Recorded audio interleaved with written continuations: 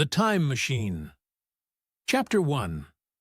The Time Traveler, for so it will be convenient to speak of him, was expounding a recondite matter to us. His grey eyes shone and twinkled, and his usually pale face was flushed and animated. The fire burned brightly, and the soft radiance of the incandescent lights in the lilies of silver caught the bubbles that flashed and passed in our glasses. Our chairs, being his patents, embraced and caressed us, rather than submitted to be sat upon. And there was that luxurious after-dinner atmosphere when thought runs gracefully free of the trammels of precision.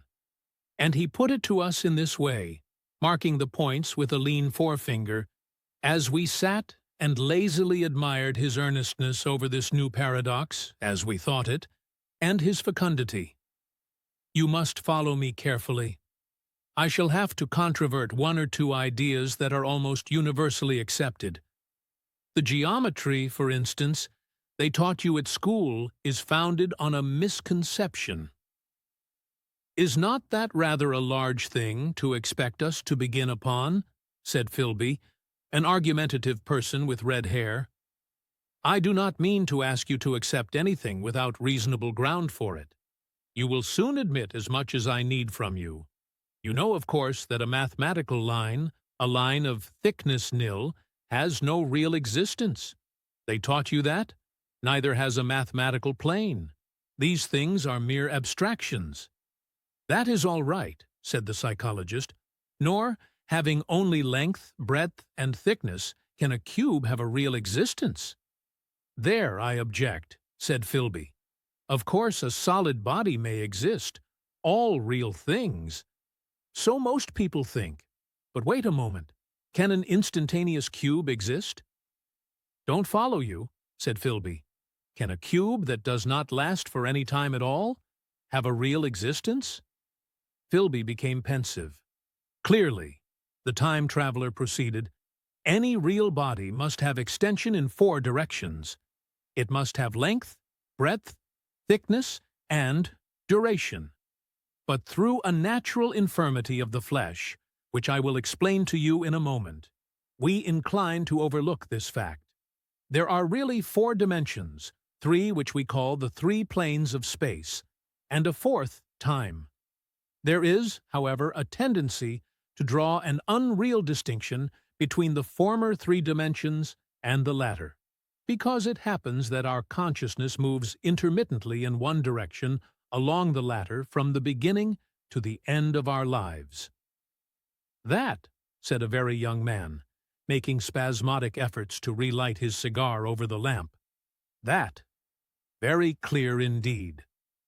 Now, it is very remarkable that this is so extensively overlooked, continued the time traveler, with a slight accession of cheerfulness. Really, this is what is meant by the 4th dimension, though some people who talk about the 4th dimension do not know they mean it. It is only another way of looking at time. There is no difference between time and any of the 3 dimensions of space, except that our consciousness moves along it. But some foolish people have got hold of the wrong side of that idea. You have all heard what they have to say about this 4th dimension? I have not, said the provincial mayor. It is simply this, that space, as our mathematicians have it, is spoken of as having 3 dimensions, which one may call length, breadth, and thickness, and is always definable by reference to 3 planes, each at right angles to the others. But some philosophical people have been asking why 3 dimensions particularly, why not another direction at right angles to the other 3?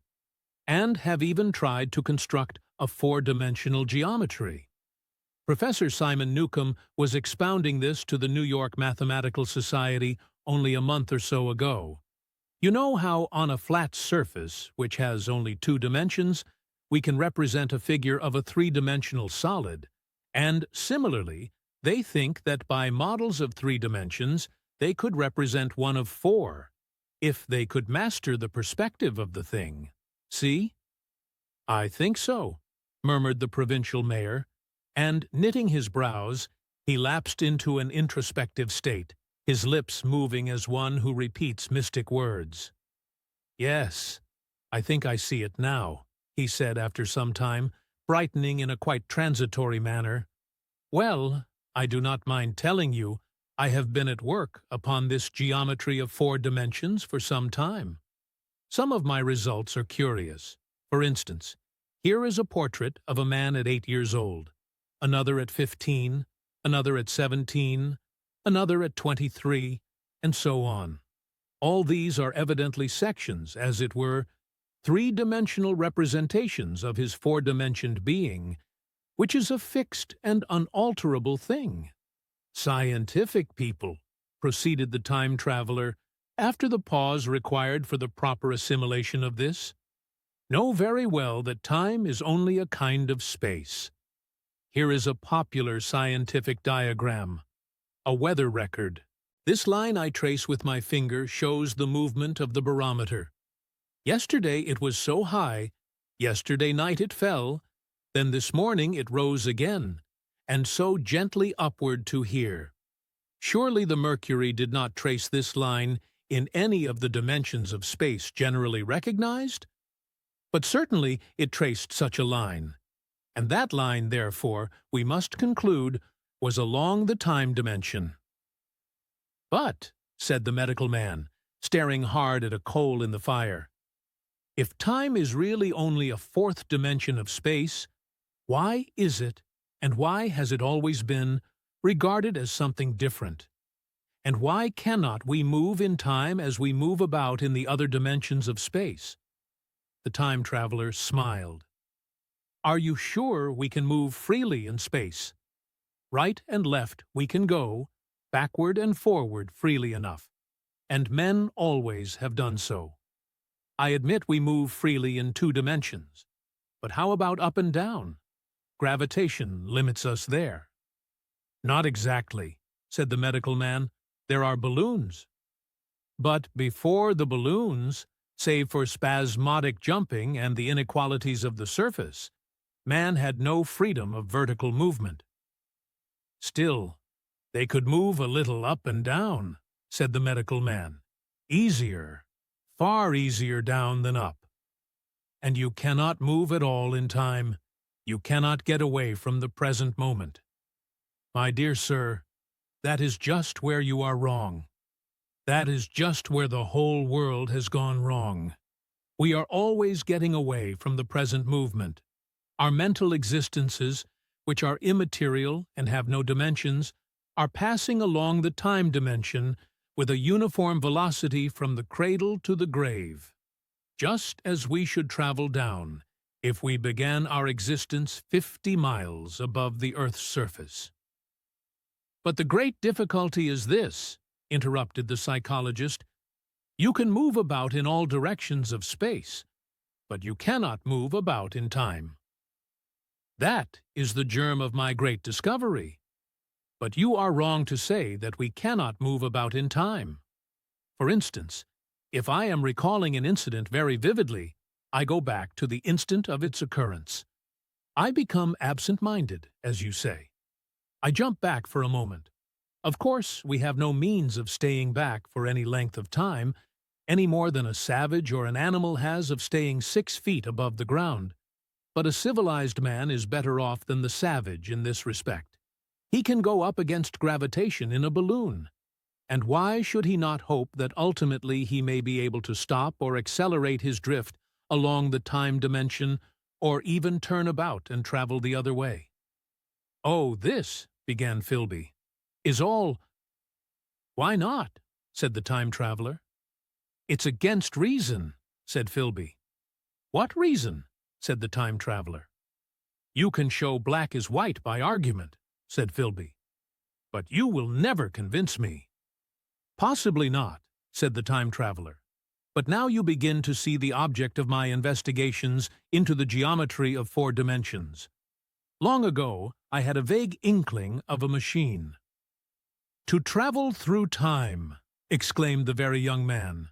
"That shall travel indifferently in any direction of space and time, as the driver determines." Philby contented himself with laughter. But I have experimental verification, said the time traveler. It would be remarkably convenient for the historian, the psychologist suggested. One might travel back and verify the accepted account of the Battle of Hastings, for instance. Don't you think you would attract attention? Said the medical man. Our ancestors had no great tolerance for anachronisms. One might get one's Greek from the very lips of Homer and Plato, the very young man thought. In which case, they would certainly plough you for the little go. The German scholars have improved Greek so much. Then there is the future, said the very young man. Just think. One might invest all one's money, leave it to accumulate at interest, and hurry on ahead. To discover a society, said I, erected on a strictly communistic basis. Of all the wild, extravagant theories, began the psychologist. Yes, so it seemed to me, and so I never talked of it until— Experimental verification, cried I. You are going to verify that? The experiment, cried Philby, who was getting brain-weary. Let's see your experiment anyhow, said the psychologist, though it's all humbug, you know. The time traveler smiled round at us.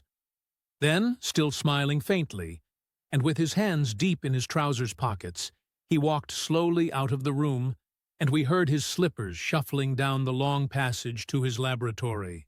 The psychologist looked at us. I wonder what he's got. Some sleight-of-hand trick or other, said the medical man, and Philby tried to tell us about a conjurer he had seen at Burslem. But before he had finished his preface, the time traveler came back, and Philby's anecdote collapsed. The thing the time traveler held in his hand was a glittering metallic framework, scarcely larger than a small clock, and very delicately made. There was ivory in it, and some transparent crystalline substance. And now I must be explicit, for this that follows, unless his explanation is to be accepted, is an absolutely unaccountable thing. He took one of the small octagonal tables that were scattered about the room and set it in front of the fire, with 2 legs on the hearthrug. On this table he placed the mechanism, then he drew up a chair and sat down. The only other object on the table was a small shaded lamp, the bright light of which fell full upon the model. There were also perhaps a dozen candles about, 2 in brass candlesticks upon the mantel, and several in sconces, so that the room was brilliantly illuminated. I sat in a low armchair nearest the fire, and I drew this forward so as to be almost between the time traveler and the fireplace. Philby sat behind him, looking over his shoulder. The medical man and the provincial mayor watched him in profile from the right, the psychologist from the left. The very young man stood behind the psychologist. We were all on the alert. It appears incredible to me that any kind of trick, however subtly conceived and however adroitly done, could have been played upon us under these conditions. The time traveler looked at us and then at the mechanism. Well, said the psychologist. This little affair, said the time traveler, resting his elbows upon the table and pressing his hands together above the apparatus, is only a model. It is my plan for a machine to travel through time. You will notice that it looks singularly askew, and that there is an odd twinkling appearance about this bar, as though it was in some way unreal. He pointed to the part with his finger. Also, here is one little white lever, and here is another. The medical man got up out of his chair and peered into the thing. It's beautifully made, he said. It took 2 years to make, retorted the time traveler. Then, when we had all imitated the action of the medical man, he said, Now I want you clearly to understand that this lever, being pressed over, sends the machine gliding into the future, and this other reverses the motion. This saddle represents the seat of a time traveler. Presently, I am going to press the lever, and off the machine will go. It will vanish, pass into future time, and disappear. Have a good look at the thing. Look at the table, too, and satisfy yourselves there is no trickery. I don't want to waste this model, and then be told I'm a quack." There was a minute's pause, perhaps. The psychologist seemed about to speak to me, but changed his mind. Then the time traveler put forth his finger towards the lever. "No," he said suddenly. "Lend me your hand." And turning to the psychologist, he took that individual's hand in his own and told him to put out his forefinger, so that it was the psychologist himself who sent forth the model time machine on its interminable voyage. We all saw the lever turn. I am absolutely certain there was no trickery. There was a breath of wind, and the lamp flame jumped. One of the candles on the mantel was blown out, and the little machine suddenly swung round, became indistinct, was seen as a ghost for a second perhaps, as an eddy of faintly glittering brass and ivory. And it was gone, vanished. Save for the lamp, the table was bare. Everyone was silent for a minute. Then Philby said he was damned. The psychologist recovered from his stupor and suddenly looked under the table. At that, the time traveler laughed cheerfully. "Well," he said, with a reminiscence of the psychologist. Then, getting up, he went to the tobacco jar on the mantel, and with his back to us, began to fill his pipe. We stared at each other. "Look here," said the medical man. "Are you in earnest about this? Do you seriously believe that that machine has traveled into time?" "Certainly," said the time traveler, stooping to light a spill at the fire. Then he turned, lighting his pipe, to look at the psychologist's face. The psychologist, to show that he was not unhinged, helped himself to a cigar and tried to light it uncut. "What is more, I have a big machine nearly finished in there," he indicated the laboratory, "and when that is put together, I mean to have a journey on my own account." "You mean to say that that machine has traveled into the future?" said Philby. "Into the future or the past. I don't, for certain, know which." After an interval, the psychologist had an inspiration.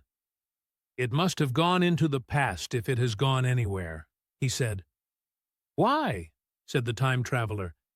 "Because I presume that it has not moved in space, and if it traveled into the future it would still be here all this time, since it must have traveled through this time." "But," said I, "if it traveled into the past, it would have been visible when we came first into this room, and last Thursday when we were here, and the Thursday before that, and so forth." "Serious objections," remarked the provincial mayor, with an air of impartiality, turning towards the time traveler. "Not a bit," said the time traveler, and to the psychologist, "You think you can explain that. It's presentation below the threshold, you know, diluted presentation." "Of course," said the psychologist, and reassured us. "That's a simple point of psychology. I should have thought of it. It's plain enough, and helps the paradox delightfully. We cannot see it, nor can we appreciate this machine any more than we can the spoke of a wheel spinning or a bullet flying through the air. If it is traveling through time 50 times or 100 times faster than we are, if it gets through a minute while we get through a second, the impression it creates will of course be only 1/50th or 1/100th of what it would make if it were not traveling in time. That's plain enough." He passed his hand through the space in which the machine had been. "You see?" he said, laughing. We sat and stared at the vacant table for a minute or so. Then the time traveler asked us what we thought of it all. "It sounds plausible enough tonight," said the medical man, "but wait until tomorrow. Wait for the common sense of the morning." "Would you like to see the time machine itself?" asked the time traveler, and therewith, taking the lamp in his hand, he led the way down the long drafty corridor to his laboratory. I remember vividly the flickering light, his queer, broad head in silhouette, the dance of the shadows, how we all followed him, puzzled but incredulous, and how there in the laboratory we beheld a larger edition of the little mechanism which we had seen vanish from before our eyes. Parts were of nickel, parts of ivory. Parts had certainly been filed or sawn out of rock crystal. The thing was generally complete, but the twisted crystalline bars lay unfinished upon the bench beside some sheets of drawings, and I took one up for a better look at it. Quartz it seemed to be. "Look here," said the medical man. "Are you perfectly serious? Or is this a trick, like that ghost you showed us last Christmas?" "Upon that machine," said the time traveler, holding the lamp aloft, "I intend to explore time. Is that plain? I was never more serious in my life." None of us quite knew how to take it. I caught Philby's eye over the shoulder of the medical man, and he winked at me solemnly.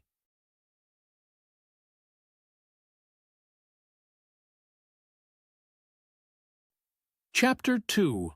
I think that at that time, none of us quite believed in the time machine. The fact is, the time traveler was one of those men who are too clever to be believed. You never felt that you saw all round him. You always suspected some subtle reserve, some ingenuity in ambush, behind his lucid frankness.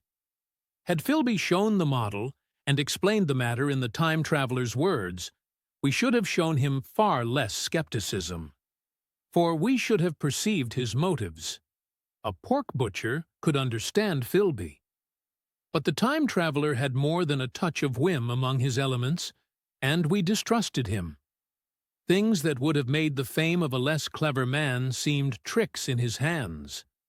It is a mistake to do things too easily. The serious people who took him seriously never felt quite sure of his deportment. They were somehow aware that trusting their reputations for judgment with him was like furnishing a nursery with eggshell china. So I don't think any of us said very much about time traveling in the interval between that Thursday and the next, though its odd potentialities ran, no doubt, in most of our minds. Its plausibility, that is, its practical incredibleness, the curious possibilities of anachronism and of utter confusion it suggested. For my own part, I was particularly preoccupied with the trick of the model, that I remember discussing with the medical man whom I met on Friday at the Linnaean. He said he had seen a similar thing at Tübingen, and laid considerable stress on the blowing out of the candle. But how the trick was done, he could not explain. The next Thursday I went again to Richmond. I suppose I was one of the time traveler's most constant guests, and, arriving late, found 4 or 5 men already assembled in his drawing-room. The medical man was standing before the fire, with a sheet of paper in one hand and his watch in the other. I looked round for the time traveler, and "It's 7:30 now," said the medical man. "I suppose we'd better have dinner?" "Where's—" said I, naming our host. "You've just come? It's rather odd. He's unavoidably detained. He asks me in this note to lead off with dinner at 7 if he's not back. Says he'll explain when he comes." "It seems a pity to let the dinner spoil," said the editor of a well-known daily paper. And thereupon the doctor rang the bell. The psychologist was the only person besides the doctor and myself who had attended the previous dinner. The other men were blank, the editor a foreman Tiand, a certain journalist, and another, a quiet, shy man with a beard, whom I didn't know, and who, as far as my observation went, never opened his mouth all the evening. There was some speculation at the dinner table about the time traveler's absence, and I suggested time traveling in a half-jocular spirit. The editor wanted that explained to him, and the psychologist volunteered a wooden account of the ingenious paradox and trick we had witnessed that day week. He was in the midst of his exposition when the door from the corridor opened slowly, and without noise. I was facing the door and saw it first. "Hello," I said. "At last." And the door opened wider, and the time traveler stood before us. I gave a cry of surprise. "Good heavens! Man, what's the matter?" cried the medical man, who saw him next, and the whole tableful turned towards the door. He was in an amazing plight.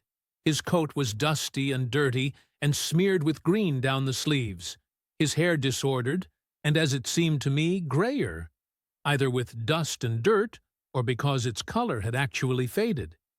His face was ghastly pale. His chin had a brown cut on it, a cut half-healed. His expression was haggard and drawn, as by intense suffering. For a moment he hesitated in the doorway, as if he had been dazzled by the light. Then he came into the room. He walked with just such a limp as I have seen in footsore tramps. We stared at him in silence, expecting him to speak. He said not a word, but came painfully to the table and made a motion towards the wine. The editor filled a glass of champagne and pushed it towards him. He drained it, and it seemed to do him good. For he looked round the table, and the ghost of his old smile flickered across his face. "What on earth have you been up to, man?" said the doctor. The time traveler did not seem to hear. "Don't let me disturb you," he said, with a certain faltering articulation. "I'm all right." He stopped, held out his glass for more, and took it off at a draught. "That's good," he said. His eyes grew brighter, and a faint color came into his cheeks. His glance flickered over our faces with a certain dull approval, and then went round the warm and comfortable room. Then he spoke again, still as it were feeling his way among his words. "I'm going to wash and dress, and then I'll come down and explain things. Save me some of that mutton. I'm starving for a bit of meat." He looked across at the editor, who was a rare visitor, and hoped he was all right. The editor began a question. "Tell you presently," said the time traveler. "I'm funny. Be all right in a minute." He put down his glass and walked towards the staircase door. Again I remarked his lameness and the soft padding sound of his footfall, and standing up in my place, I saw his feet as he went out. He had nothing on them but a pair of tattered, blood-stained socks. Then the door closed upon him. I had half a mind to follow, till I remembered how he detested any fuss about himself. For a minute, perhaps, my mind was wool-gathering. Then, "Remarkable behavior of an eminent scientist," I heard the editor say, thinking, after his wont, in headlines, and this brought my attention back to the bright dinner table. "What's the game?" said the journalist. "Has he been doing the amateur cadger? I don't follow." I met the eye of the psychologist and read my own interpretation in his face. I thought of the time traveler limping painfully upstairs. I don't think anyone else had noticed his lameness. The first to recover completely from this surprise was the medical man, who rang the bell. The time traveler hated to have servants waiting at dinner for a hot plate. At that, the editor turned to his knife and fork with a grunt, and the silent man followed suit. The dinner was resumed. Conversation was exclamatory for a little while, with gaps of wonderment. And then the editor got fervent in his curiosity. "Does our friend eke out his modest income with a crossing, or has he his Nebuchadnezzar phases?" he inquired. "I feel assured it's this business of the time machine," I said, and took up the psychologist's account of our previous meeting. The new guests were frankly incredulous. The editor raised objections. What was this time traveling? A man couldn't cover himself with dust by rolling in a paradox, could he?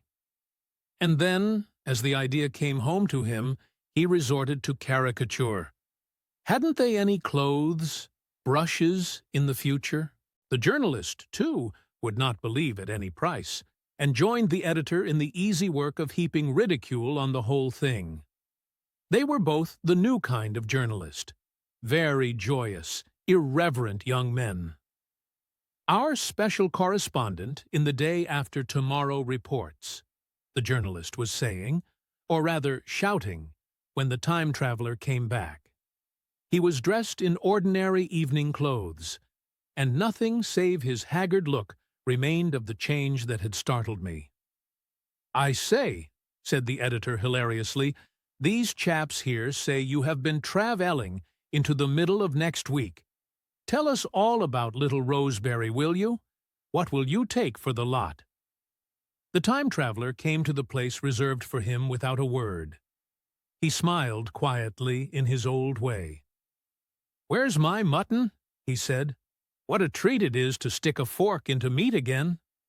"Story," cried the editor. "Story be damned," said the time traveler. "I want something to eat. I won't say a word until I get some peptone into my arteries. Thanks. And the salt." "One word," said I. "Have you been time traveling?" "Yes," said the time traveler with his mouth full, nodding his head. "I'd give a shilling a line for a verbatim note," said the editor. The time traveler pushed his glass towards the silent man and rang it with his fingernail, at which the silent man, who had been staring at his face, started convulsively and poured him wine. The rest of the dinner was uncomfortable. For my own part, sudden questions kept on rising to my lips, and I dare say it was the same with the others. The journalist tried to relieve the tension by telling anecdotes of Hetty Potter. The time traveler devoted his attention to his dinner and displayed the appetite of a tramp. The medical man smoked a cigarette and watched the time traveler through his eyelashes. The silent man seemed even more clumsy than usual and drank champagne with regularity and determination out of sheer nervousness. At last, the time traveler pushed his plate away and looked round us. "I suppose I must apologize," he said. "I was simply starving. I've had a most amazing time." He reached out his hand for a cigar and cut the end. "But come into the smoking room. It's too long a story to tell over greasy plates." And ringing the bell in passing, he led the way into the adjoining room. "You have told blank and dash and chose about the machine?" he said to me, leaning back in his easy chair and naming the 3 new guests. "But the thing's a mere paradox," said the editor. "I can't argue tonight. I don't mind telling you the story, but I can't argue. I will," he went on, "tell you the story of what has happened to me, if you like, but you must refrain from interruptions. I want to tell it. Badly. Most of it will sound like lying. So be it. It's true. Every word of it. All the same.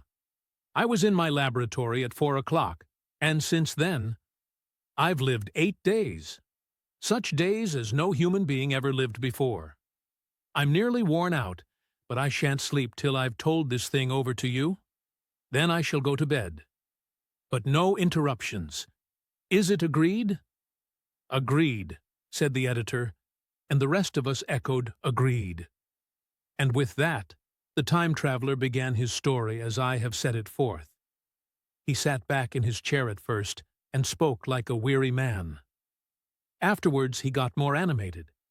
In writing it down, I feel with only too much keenness the inadequacy of pen and ink, and, above all, my own inadequacy to express its quality.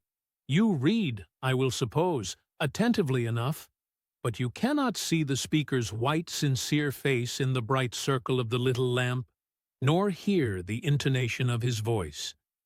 You cannot know how his expression followed the turns of his story.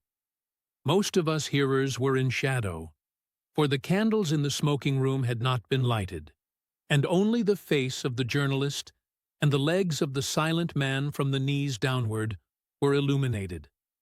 At first we glanced now and again at each other. After a time we ceased to do that, and looked only at the time traveler's face.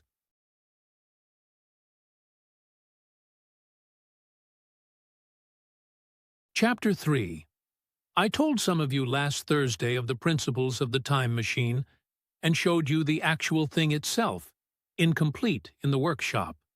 There it is now, a little travel-worn, truly, and one of the ivory bars is cracked, and a brass rail bent. But the rest of it's sound enough.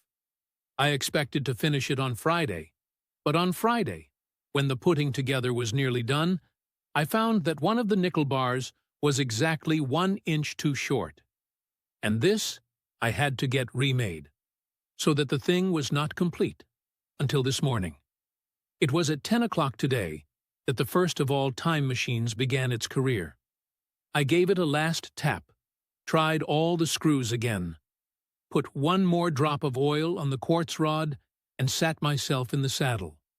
I suppose a suicide who holds a pistol to his skull feels much the same wonder at what will come next as I felt then. I took the starting lever in one hand and the stopping one in the other, pressed the first, and almost immediately the second. I seemed to reel. I felt a nightmare sensation of falling, and, looking round, I saw the laboratory exactly as before. Had anything happened? For a moment I suspected that my intellect had tricked me. Then I noted the clock. A moment before, as it seemed, it had stood at a minute or so past 10. Now it was nearly 3:30. I drew a breath, set my teeth, gripped the starting lever with both hands, and went off with a thud. The laboratory got hazy and went dark. Mrs. Watchett came in and walked, apparently without seeing me, towards the garden door. I suppose it took her a minute or so to traverse the place, but to me she seemed to shoot across the room like a rocket. I pressed the lever over to its extreme position. The night came like the turning out of a lamp, and in another moment came tomorrow. The laboratory grew faint and hazy, then fainter and ever fainter. Tomorrow night came black, then day again, night again, day again. Faster and faster still. An eddying murmur filled my ears, and a strange, dumb confusedness descended on my mind. I am afraid I cannot convey the peculiar sensations of time traveling. They are excessively unpleasant. There is a feeling exactly like that one has upon a switchback, of a helpless, headlong motion. I felt the same horrible anticipation, too, of an imminent smash. As I put on pace, night followed day like the flapping of a black wing. The dim suggestion of the laboratory seemed presently to fall away from me, and I saw the sun hopping swiftly across the sky, leaping it every minute, and every minute marking a day. I supposed the laboratory had been destroyed, and I had come into the open air. I had a dim impression of scaffolding, but I was already going too fast to be conscious of any moving things. The slowest snail that ever crawled dashed by too fast for me. The twinkling succession of darkness and light was excessively painful to the eye. Then, in the intermittent darknesses, I saw the moon spinning swiftly through her quarters from new to full, and had a faint glimpse of the circling stars. Presently, as I went on, still gaining velocity, the palpitation of night and day merged into one continuous grayness.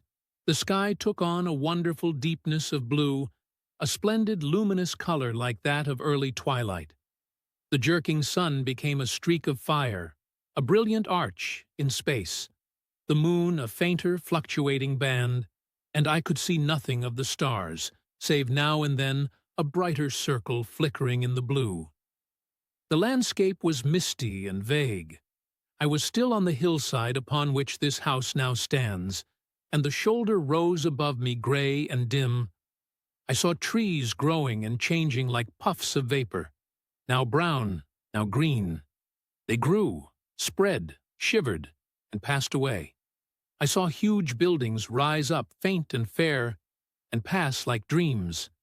The whole surface of the earth seemed changed, melting and flowing under my eyes. The little hands upon the dials that registered my speed raced round faster and faster. Presently, I noted that the sun belt swayed up and down, from solstice to solstice, in a minute or less, and that consequently my pace was over a year a minute. And minute by minute, the white snow flashed across the world and vanished, and was followed by the bright, brief green of spring. The unpleasant sensations of the start were less poignant now.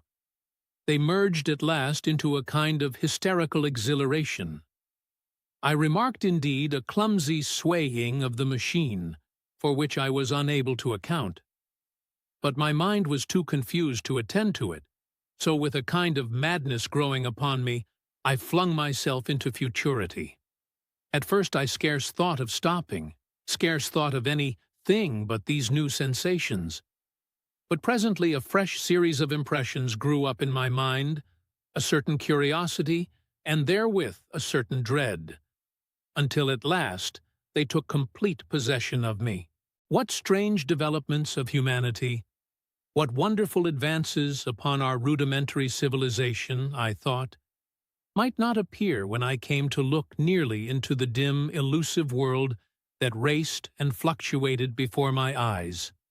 I saw great and splendid architecture rising about me, more massive than any buildings of our own time, and yet, as it seemed, built of glimmer and mist. I saw a richer green flow up the hillside and remain there without any wintry intermission. Even through the veil of my confusion, the earth seemed very fair. And so my mind came round to the business of stopping. The peculiar risk lay in the possibility of my finding some substance in the space which I, or the machine, occupied. So long as I traveled at a high velocity through time, this scarcely mattered. I was, so to speak, attenuated, was slipping like a vapor through the interstices of intervening substances. But to come to a stop involved the jamming of myself, molecule by molecule, into whatever lay in my way, meant bringing my atoms into such intimate contact with those of the obstacle that a profound chemical reaction, possibly a far-reaching explosion, would result and blow myself and my apparatus out of all possible dimensions into the unknown. This possibility had occurred to me again and again while I was making the machine, but then I had cheerfully accepted it as an unavoidable risk. One of the risks a man has got to take. Now the risk was inevitable. I no longer saw it in the same cheerful light. The fact is that insensibly, the absolute strangeness of everything, the sickly jarring and swaying of the machine, above all, the feeling of prolonged falling, had absolutely upset my nerve. I told myself that I could never stop, and with a gust of petulance, I resolved to stop forthwith. Like an impatient fool, I lugged over the lever, and incontinently the thing went reeling over, and I was flung headlong through the air. There was the sound of a clap of thunder in my ears. I may have been stunned for a moment. A pitiless hail was hissing round me, and I was sitting on soft turf in front of the overset machine. Everything still seemed grey, but presently I remarked that the confusion in my ears was gone.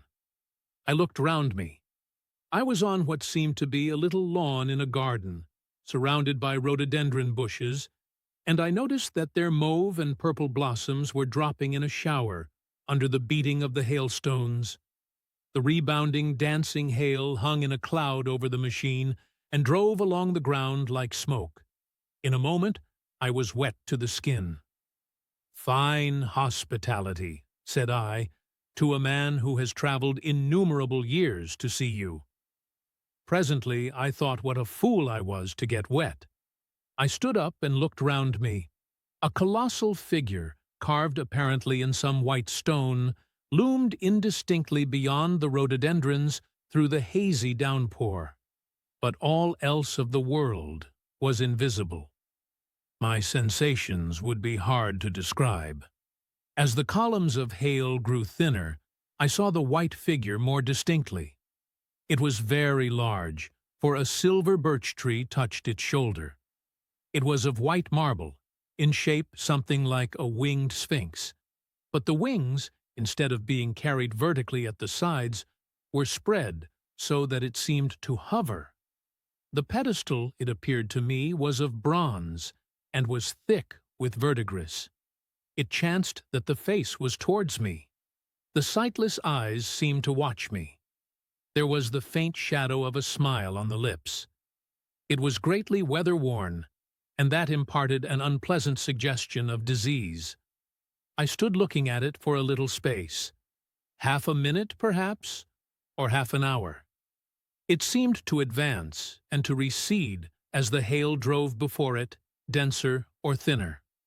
At last I tore my eyes from it for a moment, and saw that the hail curtain had worn threadbare, and that the sky was lightening with the promise of the sun. I looked up again at the crouching white shape, and the full temerity of my voyage came suddenly upon me. What might appear when that hazy curtain was altogether withdrawn? What might not have happened to men? What if cruelty had grown into a common passion? What if in this interval the race had lost its manliness and had developed into something inhuman, unsympathetic, and overwhelmingly powerful? I might seem some old-world savage animal, only the more dreadful and disgusting for our common likeness. A foul creature to be incontinently slain.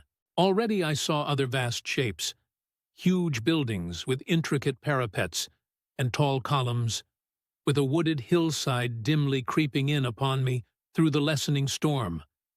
I was seized with a panic fear. I turned frantically to the time machine and strove hard to readjust it. As I did so, the shafts of the sun smote through the thunderstorm. The gray downpour was swept aside and vanished like the trailing garments of a ghost. Above me, in the intense blue of the summer sky, some faint brown shreds of cloud whirled into nothingness. The great buildings about me stood out clear and distinct, shining with the wet of the thunderstorm and picked out in white by the unmelted hailstones piled along their courses. I felt naked in a strange world. I felt as perhaps a bird may feel in the clear air, knowing the hawk wings above and will swoop. My fear grew to frenzy. I took a breathing space, set my teeth, and again grappled fiercely, wrist and knee, with the machine. It gave under my desperate onset and turned over. It struck my chin violently. One hand on the saddle, the other on the lever, I stood panting heavily in attitude to mount again. But with this recovery of a prompt retreat, my courage recovered. I looked more curiously and less fearfully at this world of the remote future. In a circular opening, high up in the wall of the nearer house, I saw a group of figures clad in rich, soft robes. They had seen me, and their faces were directed towards me. Then I heard voices approaching me. Coming through the bushes by the white sphinx were the heads and shoulders of men running. One of these emerged in a pathway leading straight to the little lawn upon which I stood with my machine. He was a slight creature, perhaps 4 feet high, clad in a purple tunic, girdled at the waist with a leather belt. Sandals or buskins, I could not clearly distinguish which, were on his feet. His legs were bare to the knees, and his head was bare. Noticing that, I noticed for the first time how warm the air was. He struck me as being a very beautiful and graceful creature, but indescribably frail. His flushed face reminded me of the more beautiful kind of consumptive, that hectic beauty of which we used to hear so much. At the sight of him, I suddenly regained confidence. I took my hands from the machine.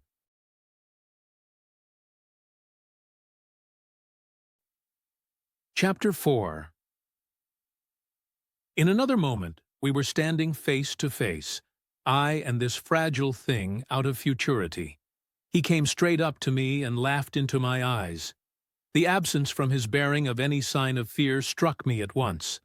Then he turned to the two others who were following him and spoke to them in a strange and very sweet and liquid tongue.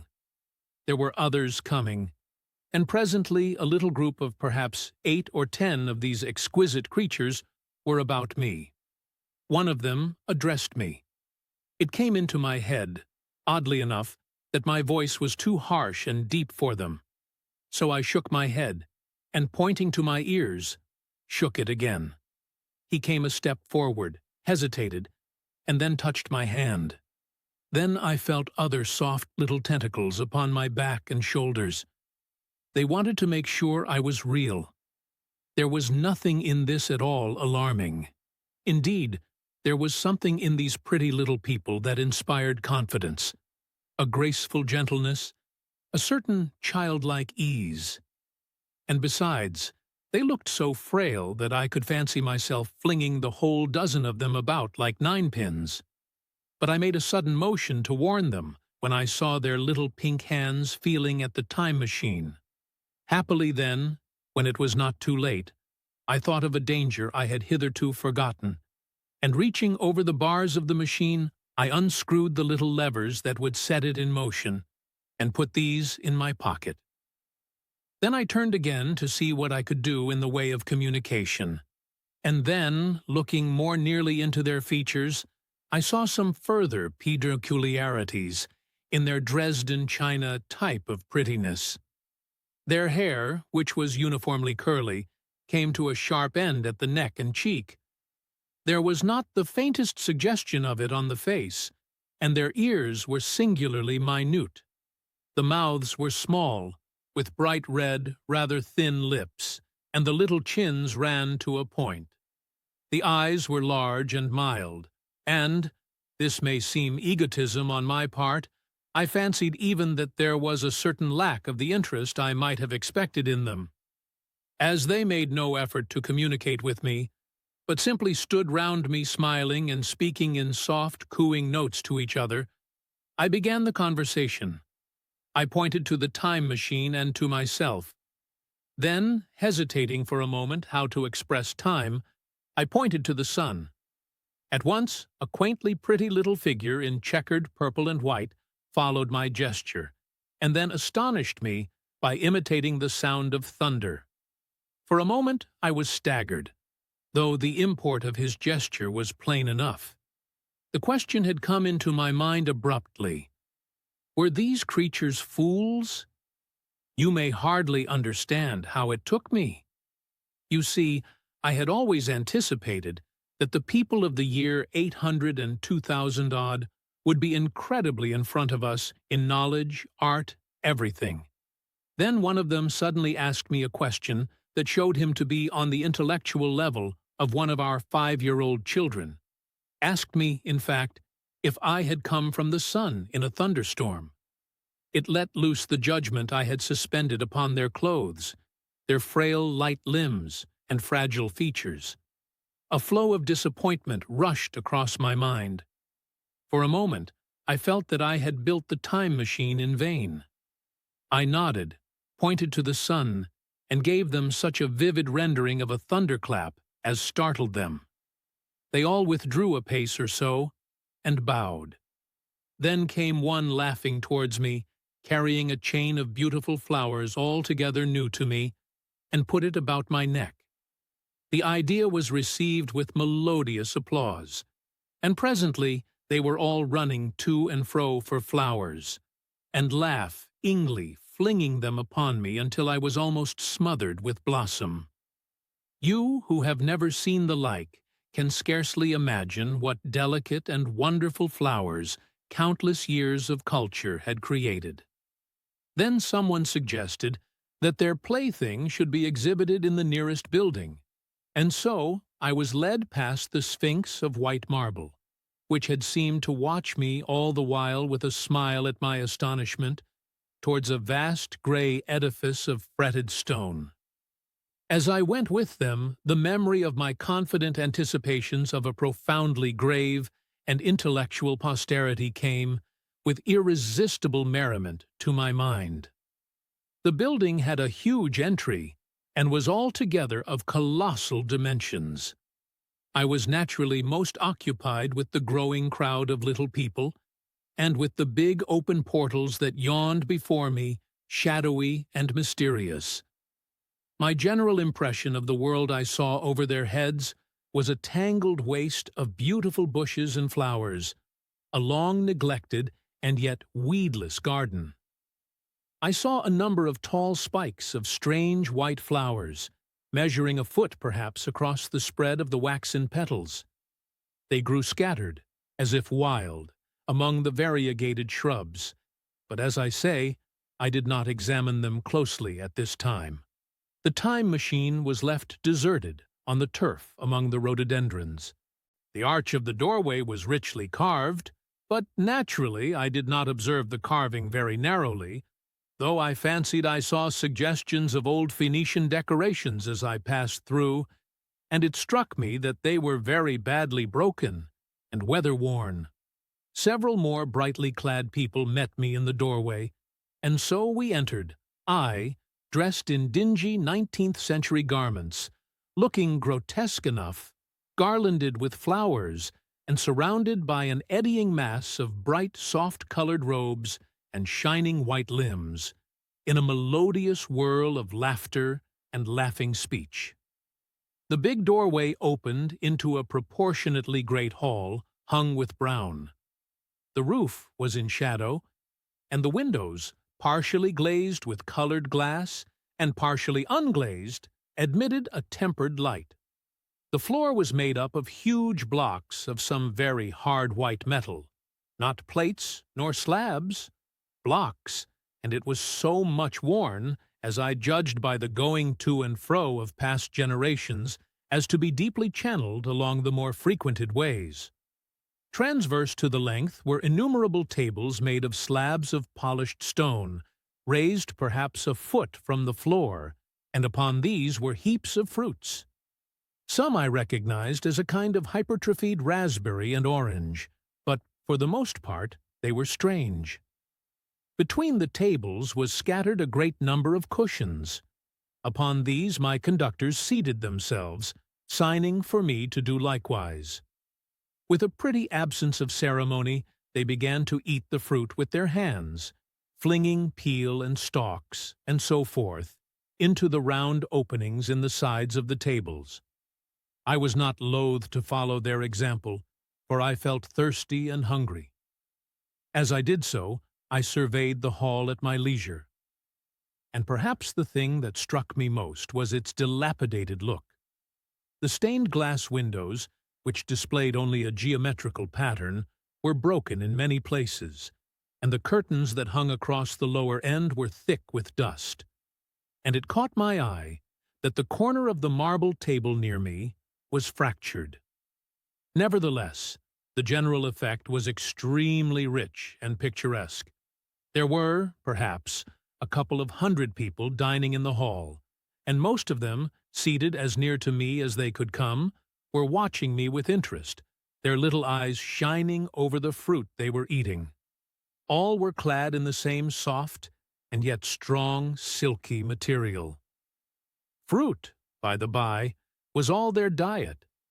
These people of the remote future were strict vegetarians, and while I was with them, in spite of some carnal cravings, I had to be frugivorous also. Indeed, I found afterwards that horses, cattle, sheep, dogs had followed the ichthyosaurus into extinction. But the fruits were very delightful. One, in particular, that seemed to be in season all the time I was there, a flowery thing in a three-sided husk, was especially good, and I made it my staple. At first, I was puzzled by all these strange fruits, and by the strange flowers I saw, but later I began to perceive their import. However, I am telling you of my fruit dinner in the distant future now. So soon as my appetite was a little checked, I determined to make a resolute attempt to learn the speech of these new men of mine. Clearly, that was the next thing to do. The fruits seemed a convenient thing to begin upon, and holding one of these up, I began a series of interrogative sounds and gestures. I had some considerable difficulty in conveying my meaning. At first my efforts met with a stare of surprise or inextinguishable laughter, but presently a fair-haired little creature seemed to grasp my intention and repeated a name. They had to chatter and explain the business at great length to each other, and my first attempts to make the exquisite little sounds of their language caused an immense amount of amusement. However, I felt like a schoolmaster amidst children, and persisted, and presently I had a score of noun substantives, at least at my command. And then I got to demonstrative pronouns, and even the verb to eat. But it was slow work, and the little people soon tired and wanted to get away from my interrogations, so I determined, rather of necessity, to let them give their lessons in little doses when they felt inclined. And very little doses I found they were before long, for I never met people more indolent or more easily fatigued. A queer thing I soon discovered about my little hosts, and that was their lack of interest. They would come to me with eager cries of astonishment, like children, but like children they would soon stop examining me and wander away after some other toy. The dinner and my conversational beginnings ended. I noted for the first time that almost all those who had surrounded me at first were gone.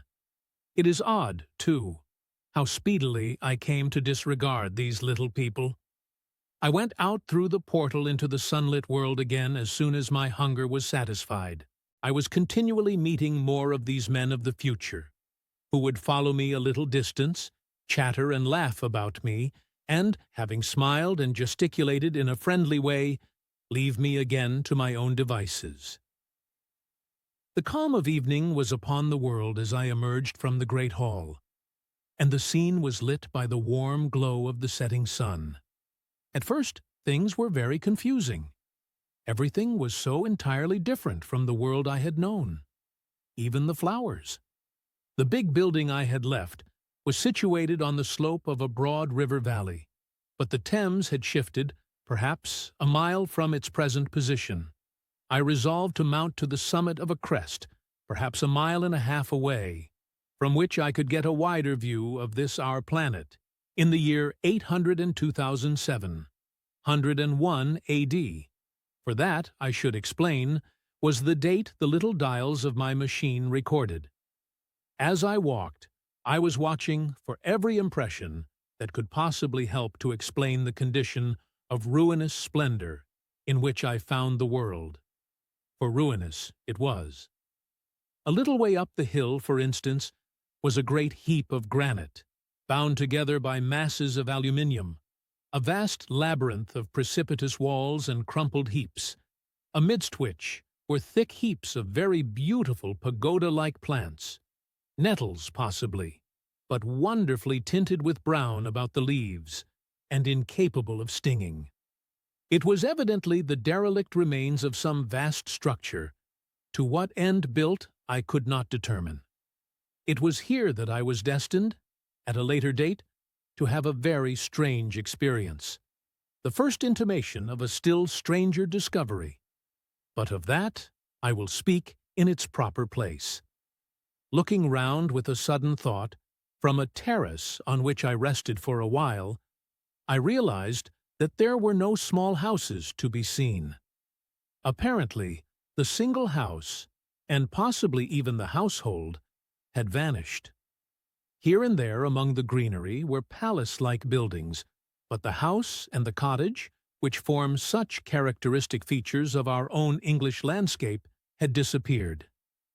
"Communism," said I to myself, and on the heels of that came another thought. I looked at the half-dozen little figures that were following me. Then, in a flash, I perceived that all had the same form of costume, the same soft, hairless visage, and the same girlish rotundity of limb. It may seem strange, perhaps, that I had not noticed this before, but everything was so strange. Now I saw the fact plainly enough. In costume, and in all the differences of texture and bearing that now mark off the sexes from each other, these people of the future were alike, and the children seemed to my eyes to be but the miniatures of their parents. I judged then that the children of that time were extremely precocious, physically at least, and I found afterwards abundant verification of my opinion. Seeing the ease and security in which these people were living, I felt that this close resemblance of the sexes was after all what one would expect. For the strength of a man and the softness of a woman, the institution of the family, and the differentiation of occupations are mere militant necessities of an age of physical force. Where population is balanced and abundant, much childbearing becomes an evil rather than a blessing to the state. Where violence comes but rarely, and offspring are secure, there is less necessity. Indeed, there is no necessity for an efficient family, and the specialization of the sexes with reference to their children's needs disappears. We see some beginnings of this even in our own time, and in this future age, it was complete. This, I must remind you, was my speculation at the time. Later, I was to appreciate how far it fell short of the reality. While I was musing upon these things, my attention was attracted by a pretty little structure, like a well under a cupola. I thought in a transitory way of the oddness of wells still existing, and then resumed the thread of my speculations.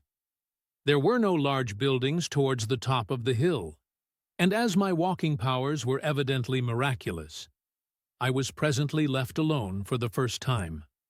With a strange sense of freedom and adventure, I pushed on up to the crest. There, I found a seat of some yellow metal that I did not recognize, corroded in places with a kind of pinkish rust, and half smothered in soft moss. The armrests cast and filed into the resemblance of griffins' heads. I sat down on it, and I surveyed the broad view of our old world under the sunset of that long day. It was as sweet and fair a view as I have ever seen.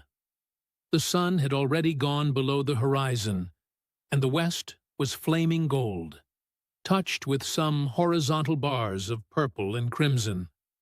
Below was the valley of the Thames, in which the river lay like a band of burnished steel. I have already spoken of the great palaces dotted about among the variegated greenery, some in ruins and some still occupied. Here and there rose a white or silvery figure in the waste garden of the earth. Here and there came the sharp vertical line of some cupola or obelisk. There were no hedges, no signs of proprietary rights, no evidences of agriculture. The whole earth had become a garden. So, watching, I began to put my interpretation upon the things I had seen, and as it shaped itself to me that evening, my interpretation was something in this way. Afterwards I found I had got only a half-truth, or only a glimpse of one facet of the truth. It seemed to me that I had happened upon humanity upon the wane. The ruddy sunset set me thinking of the sunset of mankind. For the first time, I began to realize an odd consequence of the social effort in which we are at present engaged. And yet, come to think, it is a logical consequence enough. Strength is the outcome of need. Security sets a premium on feebleness. The work of ameliorating the conditions of life, the true civilizing process that makes life more and more secure, had gone steadily on to a climax. One triumph of a united humanity over nature had followed another. Things that are now mere dreams had become projects deliberately put in hand and carried forward, and the harvest was what I saw. After all, the sanitation and the agriculture of today are still in the rudimentary stage. The science of our time has attacked but a little department of the field of human disease, but, even so, It spreads its operations very steadily and persistently. Our agriculture and horticulture destroy a weed just here and there, and cultivate perhaps a score or so of wholesome plants, leaving the greater number to fight out a balance as they can. We improve our favorite plants and animals, and how few they are, gradually by selective breeding. Now a new and better peach, now a seedless grape, now a sweeter and larger flower, now a more convenient breed of cattle. We improve them gradually, because our ideals are vague and tentative, and our knowledge is very limited, because nature, too, is shy and slow in our clumsy hands. Someday, all this will be better organized, and still better. That is the drift of the current in spite of the eddies. The whole world will be intelligent, educated, and cooperating. Things will move faster and faster towards the subjugation of nature. In the end, wisely and carefully, we shall readjust the balance of animal and vegetable me to suit our human needs. This adjustment, I say, must have been done, and done well. Done indeed for all time, in the space of time across which my machine had leaped. The air was free from gnats, the earth from weeds or fungi. Everywhere were fruits and sweet and delightful flowers. Brilliant butterflies flew hither and thither. The ideal of preventive medicine was attained. Diseases had been stamped out. I saw no evidence of any contagious diseases during all my stay. And I shall have to tell you later that even the processes of putrefaction and decay had been profoundly affected by these changes. Social triumphs, too, had been affected. I saw mankind housed in splendid shelters, gloriously clothed, and as yet I had found them engaged in no toil. There were no signs of struggle, neither social nor economical struggle. The shop, the advertisement, traffic, all that commerce which constitutes the body of our world, was gone. It was natural on that golden evening that I should jump at the idea of a social paradise. The difficulty of increasing population had been met, I guessed, and population had ceased to increase. But with this change in condition comes inevitably adaptations to the change. What, unless biological science is a mass of errors, is the cause of human intelligence and vigor? Hardship and freedom, conditions under which the active, strong, and subtle survive, and the weaker go to the wall. Conditions that put a premium upon the loyal alliance of capable men, upon self-restraint, patience, and decision, and the institution of the family, and the emotions that arise therein, the fierce jealousy, the tenderness for offspring, parental self-devotion, all found their justification and support in the imminent dangers of the young.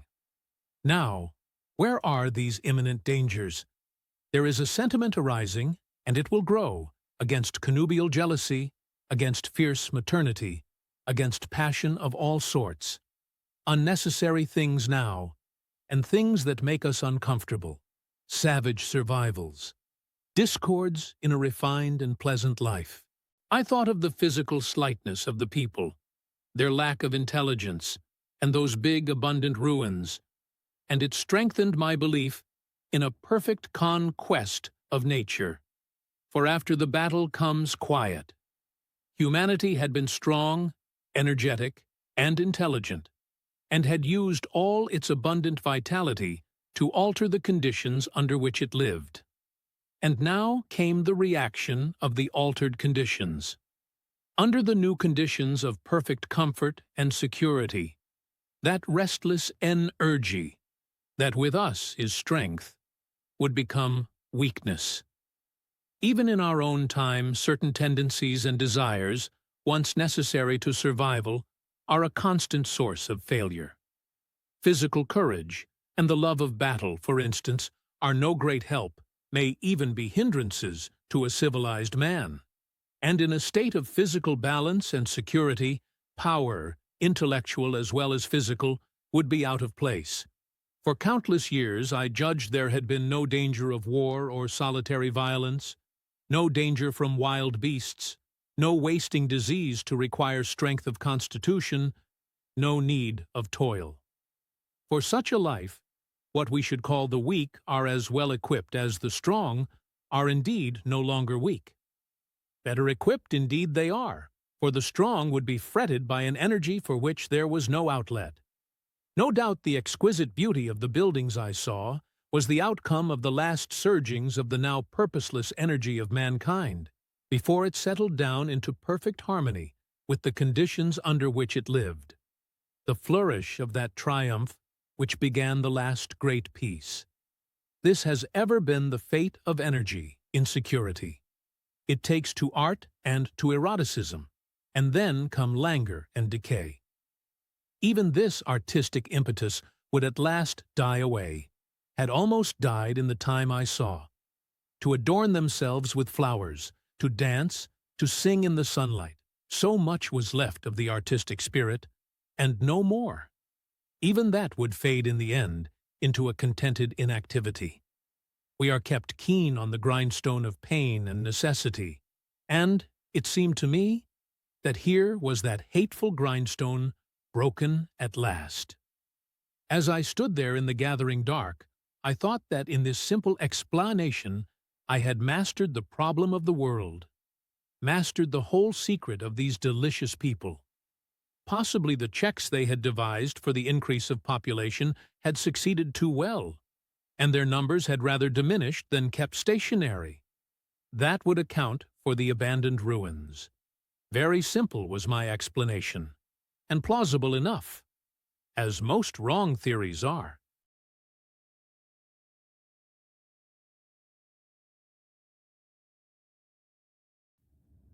Chapter 5. As I stood there musing over this too perfect triumph of man, the full moon, yellow and gibbous, came up out of an overflow of silver light in the northeast.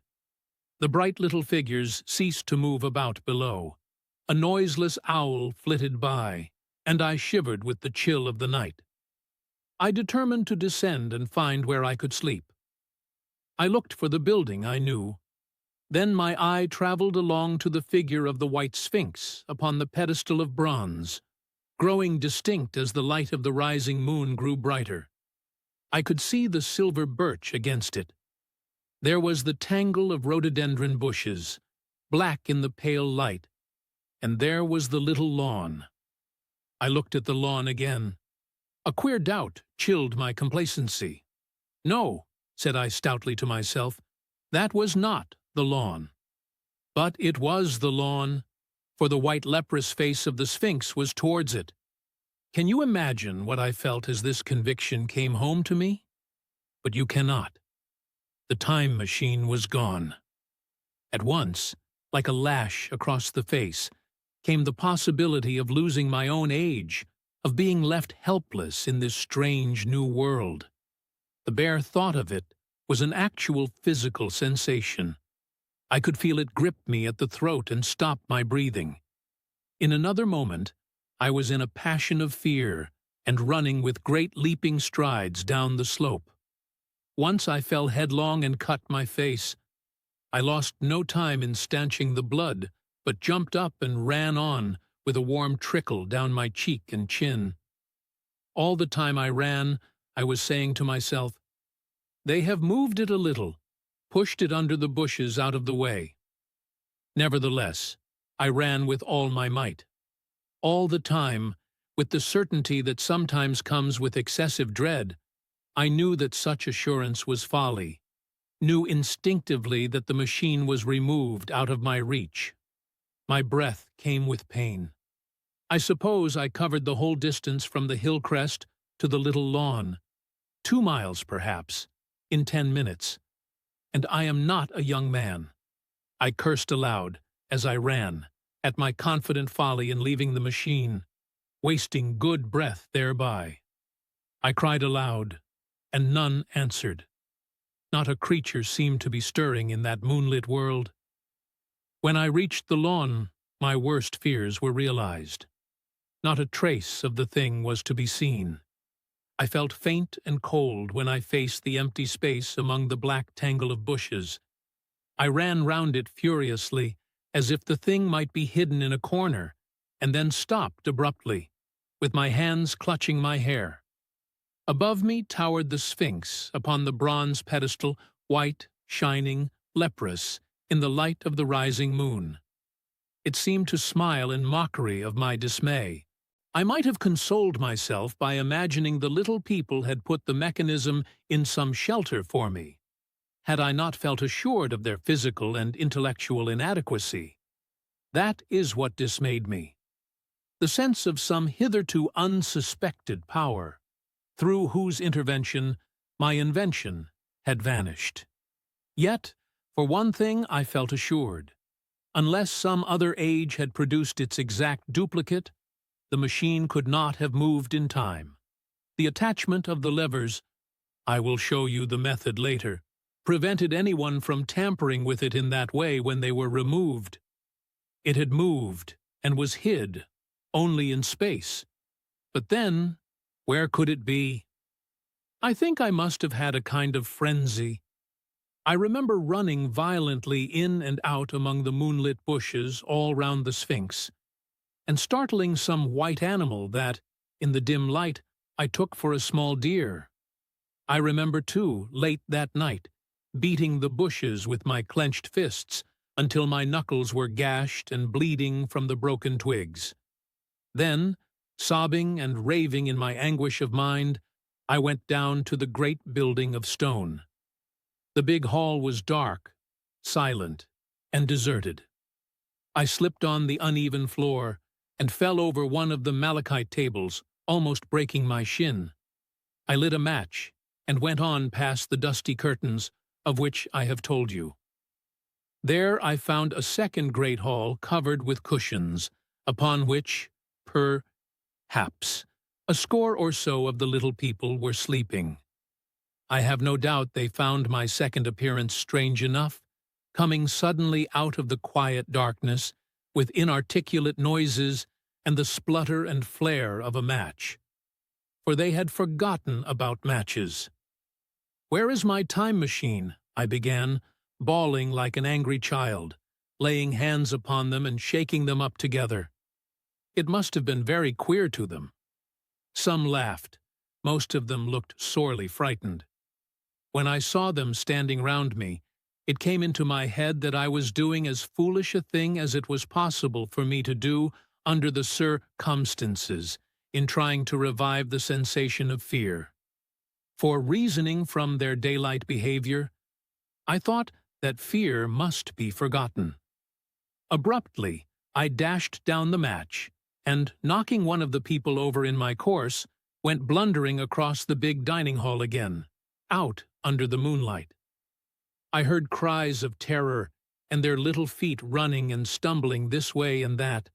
I do not remember all I did as the moon crept up the sky.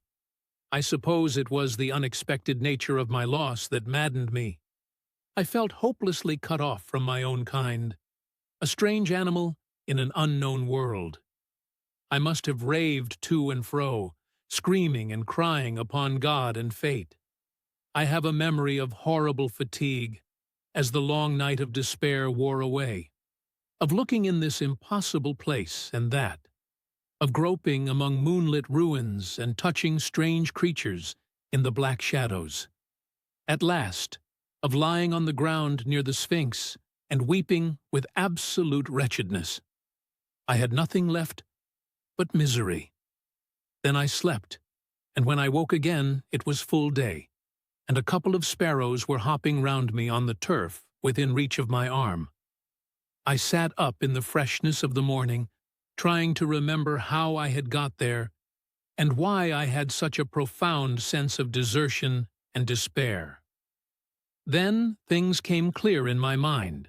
With the plain, reasonable daylight, I could look my circumstances fairly in the face. I saw the wild folly of my frenzy overnight, and I could reason with myself. Suppose the worst, I said. Suppose the machine altogether lost, perhaps destroyed? It behoves me to be calm and patient, to learn the way of the people, to get a clear idea of the method of my loss, and the means of getting materials and tools, so that in the end, perhaps, I may make another. That would be my only hope, perhaps, but better than despair. And after all, it was a beautiful and curious world. But probably the machine had only been taken away. Still, I must be calm and patient, find its hiding place, and recover it by force or cunning. And with that, I scrambled to my feet and looked about me, wondering where I could bathe. I felt weary, stiff, and travel-soiled. The freshness of the morning made me desire an equal freshness. I had exhausted my emotion. Indeed, as I went about my business, I found myself wondering at my intense excitement overnight. I made a careful examination of the ground about the little lawn. I wasted some time in futile questionings, conveyed, as well as I was able, to such of the little people as came by. They all failed to understand my gestures. Some were simply stolid. Some thought it was a jest and laughed at me. I had the hardest task in the world to keep my hands off their pretty, laughing faces. It was a foolish impulse, but the devil begotten of fear and blind anger was ill-curbed and still eager to take advantage of my perplexity. The turf gave better counsel.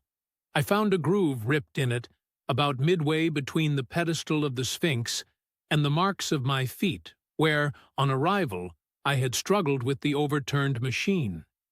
There were other signs of removal about, with queer, narrow footprints like those I could imagine made by a sloth. This directed my closer attention to the pedestal. It was, as I think I have said, of bronze. It was not a mere block, but highly decorated with deep-framed panels on either side. I went and rapped at these. The pedestal was hollow. Examining the panels with care, I found them discontinuous with the frames. There were no handles or keyholes, but possibly the panels, if they were doors, as I supposed, opened from within. One thing was clear enough to my mind. It took no very great mental effort to infer that my time machine was inside that pedestal. But how it got there was a different problem. I saw the heads of two orange-clad people coming through the bushes and under some blossom-covered apple trees towards me. I turned smiling to them and beckoned them to me. They came, and then, pointing to the bronze pedestal, I tried to intimate my wish to open it. But at my first gesture towards this, they behaved very oddly. I don't know how to convey their expression to you. Suppose you were to use a grossly improper gesture to a delicate-minded woman. It is how she would look. They went off as if they had received the last possible insult. I tried a sweet-looking little chap in white next, with exactly the same result. Somehow, his manner made me feel ashamed of myself. But, as you know, I wanted the time machine, and I tried him once more. As he turned off, like the others, my temper got the better of me. In 3 strides I was after him, had him by the loose part of his robe round the neck, and began dragging him towards the Sphinx. Then I saw the horror and repugnance of his face, and all of a sudden I let him go. But I was not beaten yet. I banged with my fist at the bronze panels. I thought I heard something stir inside. To be explicit, I thought I heard a sound like a chuckle, but I must have been mistaken. Then I got a big pebble from the river, and came and hammered till I had flattened a coil in the decorations, and the verdigris came off in powdery flakes. The delicate little people must have heard me hammering in gusty outbreaks a mile away on either hand, but nothing came of it. I saw a crowd of them upon the slopes, looking furtively at me. At last, hot and tired, I sat down to watch the place. But I was too restless to watch long. I am too occidental for a long vigil. I could work at a problem for years, but to wait inactive for 24 hours, that is another matter. I got up after a time and began walking aimlessly through the bushes towards the hill again. Patience, said I to myself. If you want your machine again, you must leave that Sphinx alone. If they mean to take your machine away, it's little good you're wrecking their bronze panels, and if they don't, you will get it back as soon as you can ask for it. To sit among all those unknown things before a puzzle like that is hopeless.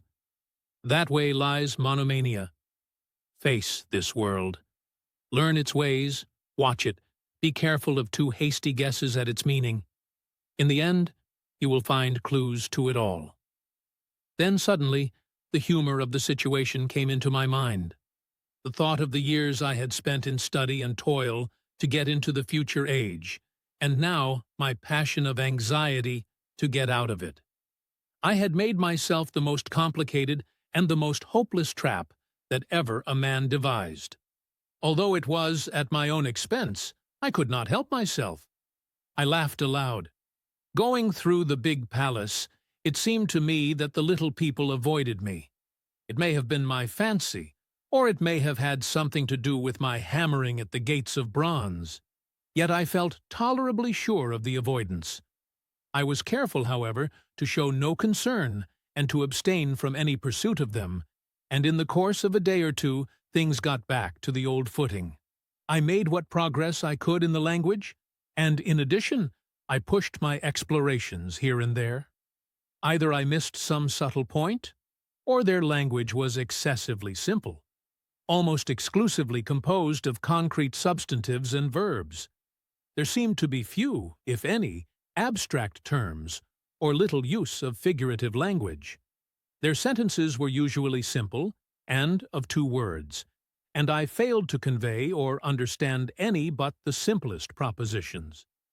I determined to put the thought of my time machine and the mystery of the bronze doors under the Sphinx as much as possible in a corner of memory, until my growing knowledge would lead me back to them in a natural way. Yet a certain feeling, you may understand, tethered me in a circle of a few miles round the point of my arrival. So far as I could see, all the world displayed the same exuberant richness as the Thames Valley. From every hill I climbed, I saw the same abundance of splendid buildings, endlessly varied in material and style, the same clustering thickets of evergreens, the same blossom-laden trees and tree ferns. Here and there water shone like silver, and beyond, the land rose into blue, undulating hills, and so faded into the serenity of the sky. A peculiar feature, which presently attracted my attention, was the presence of certain circular wells, several, as it seemed to me, of a very great depth. One lay by the path up the hill, which I had followed during my first walk. Like the others, it was rimmed with bronze, curiously wrought, and protected by a little cupola from the rain. Sitting by the side of these wells, and peering down into the shafted darkness, I could see no gleam of water, nor could I start any reflection with a lighted match. But in all of them I heard a certain sound, a thud, thud, thud, like the beating of some big engine. And I discovered, from the flaring of my matches, that a steady current of air set down the shafts. Further, I threw a scrap of paper into the throat of one, and, instead of fluttering slowly down, it was at once sucked swiftly out of sight. After a time, too, I came to connect these wells with tall towers standing here and there upon the slopes. For above them there was often just such a flicker in the air as one sees on a hot day above a sun-scorched beach. Putting things together, I reached a strong suggestion of an extensive system of subterranean ventilation, whose true import it was difficult to imagine. I was at first inclined to associate it with the sanitary apparatus of these people. It was an obvious conclusion, but it was absolutely wrong. And here I must admit that I learned very little of drains and bells and modes of conveyance, and the like conveniences, during my time in this real future. In some of these visions of utopias and coming times which I have read, there is a vast amount of detail about building and social arrangements and so forth. But while such details are easy enough to obtain when the whole world is contained in one's imagination, they are altogether inaccessible to a real traveler amid such realities as I found here. Conceive the tale of London which a Negro, fresh from Central Africa, would take back to his tribe. What would he know of railway companies, of social movements, of telephone and telegraph wires, of the parcels delivery company, and postal orders and the like? Yet we, at least, should be willing enough to explain these things to him. And even of what he knew, how much could he make his untraveled friend either apprehend or believe? Then, think how narrow the gap between a Negro and a white man of our own times, and how wide the interval between myself and these of the Golden Age. I was sensible of much which was unseen and which contributed to my comfort, but save for a general impression of automatic organization, I fear I can convey very little of the difference to your mind. In the matter of sepulture, for instance, I could see no signs of crematoria, nor anything suggestive of tombs, but it occurred to me that, possibly, there might be cemeteries or crematoria somewhere beyond the range of my explorings. This, again, was a question I deliberately put to myself, and my curiosity was at first entirely defeated upon the point. The thing puzzled me, and I was led to make a further remark, which puzzled me still more, that aged and infirm among this people there were none. I must confess that my satisfaction with my first theories of an automatic civilization and a decadent humanity did not long endure. Yet I could think of no other. Let me put my difficulties. The several big palaces I had explored were mere living places, great dining halls and sleeping apartments. I could find no machinery, no appliances of any kind. Yet these people were clothed in pleasant fabrics that must at times need renewal, and their sandals, though undecorated, were fairly complex specimens of metalwork.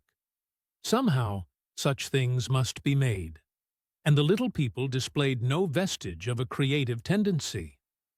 There were no shops, no workshops, no sign of importations among them. They spent all their time in playing gently, in bathing in the river, in making love in a half-playful fashion, in eating fruit and sleeping. I could not see how things were kept going. Then, again, about the time machine.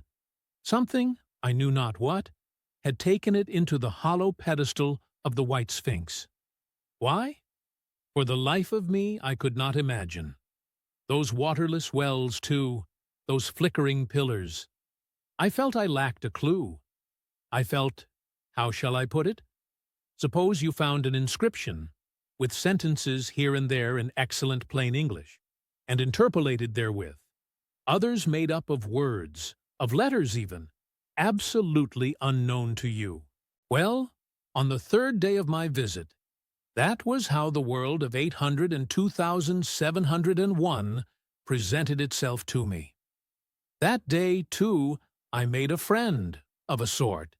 It happened that, as I was watching some of the little people bathing in a shallow, one of them was seized with cramp and began drifting downstream.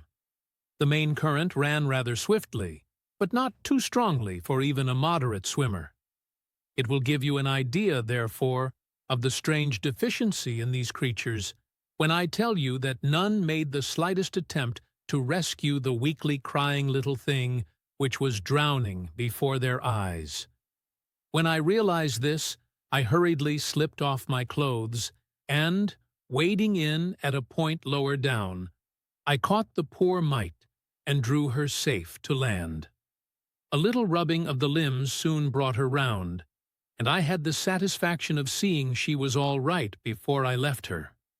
I had got to such a low estimate of her kind that I did not expect any gratitude from her.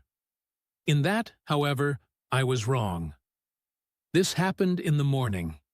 In the afternoon I met my little woman, as I believe it was, as I was returning towards my center from an exploration, and she received me with cries of delight and presented me with a big garland of flowers, evidently made for me and me alone. The thing took my imagination. Very possibly I had been feeling desolate. At any rate, I did my best to display my appreciation of the gift. We were soon seated together in a little stone arbor, engaged in conversation, chiefly of smiles. The creature's friendliness affected me exactly as a child's might have done. We passed each other flowers, and she kissed my hands. I did the same to hers. Then I tried talk, and found that her name was Weena, which, though I don't know what it meant, somehow seemed appropriate enough. That was the beginning of a queer friendship which lasted a week, and ended, as I will tell you. She was exactly like a child. She wanted to be with me always. She tried to follow me everywhere, and on my next journey out and about, it went to my heart to tire her down, and leave her at last, exhausted and calling after me rather plaintively. But the problems of the world had to be mastered. I had not, I said to myself, come into the future to carry on a miniature flirtation. Yet her distress when I left her was very great. Her expostulations at the parting were sometimes frantic, and I think, altogether, I had as much trouble as comfort from her devotion. Nevertheless, she was, somehow, a very great comfort. I thought it was mere childish affection that made her cling to me. Until it was too late, I did not clearly know what I had inflicted upon her when I left her, nor until it was too late did I clearly understand what she was to me. For, by merely seeming fond of me, and showing in her weak, futile way that she cared for me, the little doll of a creature presently gave my return to the neighborhood of the White Sphinx almost the feeling of coming home. And I would watch for her tiny figure of white and gold so soon as I came over the hill. It was from her, too, that I learned that fear had not yet left the world. She was fearless enough in the daylight, and she had the oddest confidence in me. For once, in a foolish moment, I made threatening grimaces at her, and she simply laughed at them. But she dreaded the dark, dreaded shadows, dreaded black things. Darkness to her was the one thing dreadful. It was a singularly passionate emotion, and it set me thinking and observing. I discovered then, among other things, that these little people gathered into the great houses after dark and slept in droves. To enter upon them without a light was to put them into a tumult of apprehension. I never found one out of doors, or one sleeping alone within doors, after dark. Yet I was still such a blockhead that I missed the lesson of that fear. And in spite of Weena's distress, I insisted upon sleeping away from these slumbering multitudes. It troubled her greatly, but in the end, her odd affection for me triumphed. And for 5 of the nights of our acquaintance, including the last night of all, she slept with her head pillowed on my arm. But my story slips away from me as I speak of her. It must have been the night before her rescue that I was awakened about dawn. I had been restless, dreaming most disagreeably that I was drowned, and that sea anemones were feeling over my face with their soft palps. I woke with a start, and with an odd fancy that some grayish animal had just rushed out of the chamber. I tried to get to sleep again, but I felt restless and uncomfortable. It was that dim gray hour when things are just creeping out of darkness, when everything is colorless and clear-cut, and yet unreal. I got up and went down into the great hall, and so out upon the flagstones in front of the palace. I thought I would make a virtue of necessity, and see the sunrise. The moon was setting, and the dying moonlight, and the first pallor of dawn were mingled in a ghastly half-light. The bushes were inky black, the ground a somber gray, the sky colorless and cheerless. And up the hill, I thought I could see ghosts. Several times, as I scanned the slope, I saw white figures. Twice, I fancied, I saw a solitary white, ape-like creature running rather quickly up the hill. And once near the ruins, I saw a leash of them carrying some dark body. They moved hastily. I did not see what became of them. It seemed that they vanished among the bushes. The dawn was still indistinct, you must understand. I was feeling that chill, uncertain, early morning feeling you may have known. I doubted my eyes. As the eastern sky grew brighter, and the light of the day came on, and its vivid coloring returned upon the world once more, I scanned the view keenly. But I saw no vestige of my white figures. They were mere creatures of the half-light. "They must have been ghosts," I said. "I wonder whence they dated." For a queer notion of Grant Allen's came into my head and amused me. If each generation die and leave ghosts, he argued, the world at last will get overcrowded with them. On that theory, they would have grown innumerable some 800,000 years hence, and it was no great wonder to see 4 at once. But the jest was unsatisfying, and I was thinking of these figures all the morning, until Weena's rescue drove them out of my head. I associated them in some indefinite way with the white animal I had startled in my first passionate search for the time machine. But Weena was a pleasant substitute.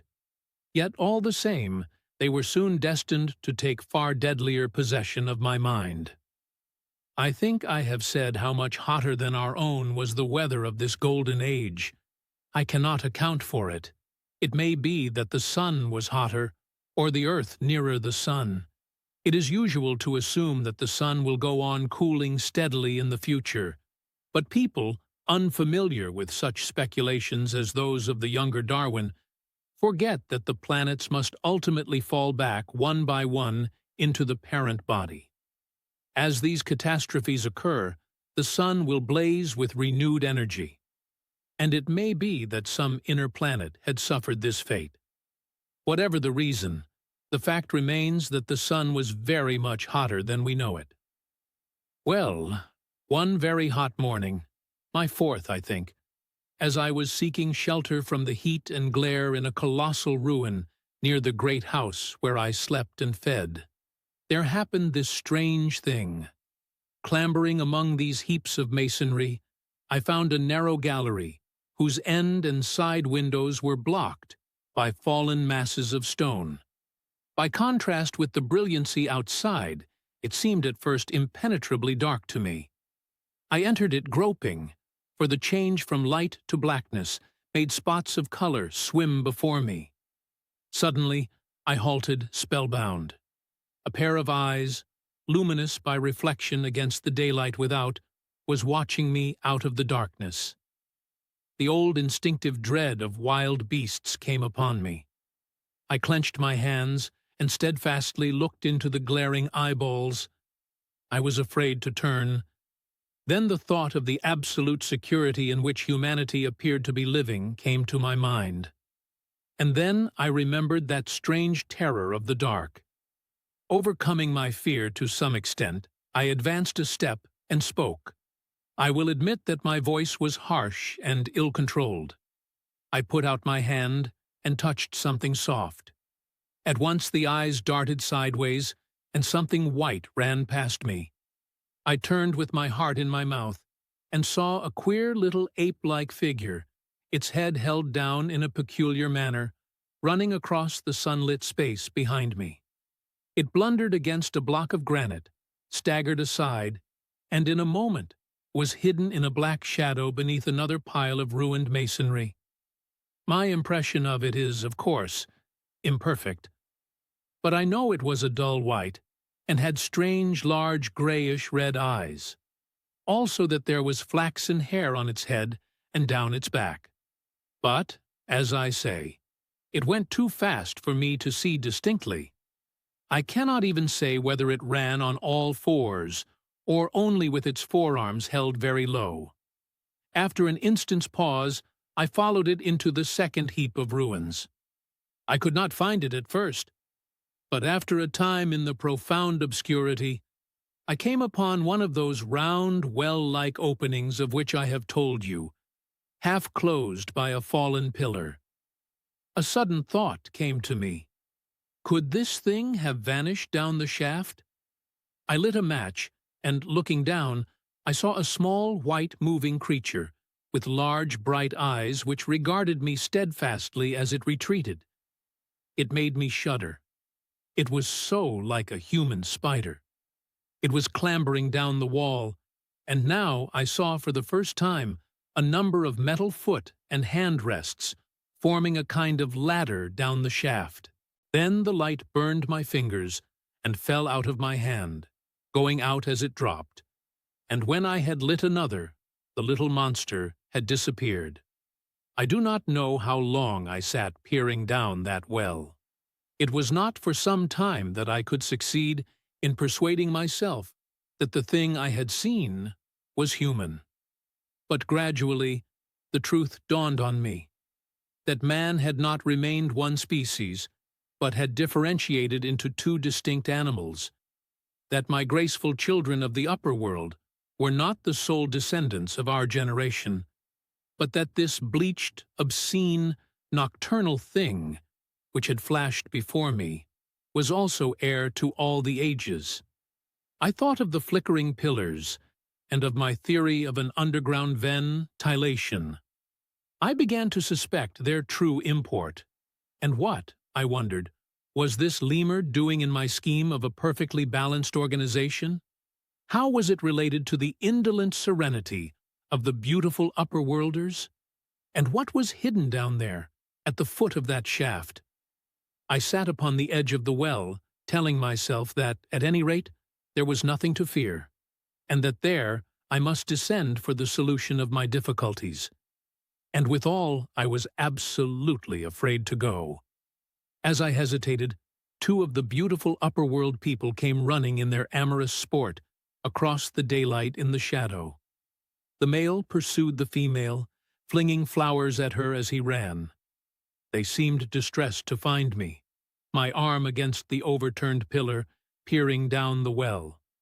Apparently it was considered bad form to remark these apertures, for when I pointed to this one and tried to frame a question about it in their tongue, they were still more visibly distressed and turned away.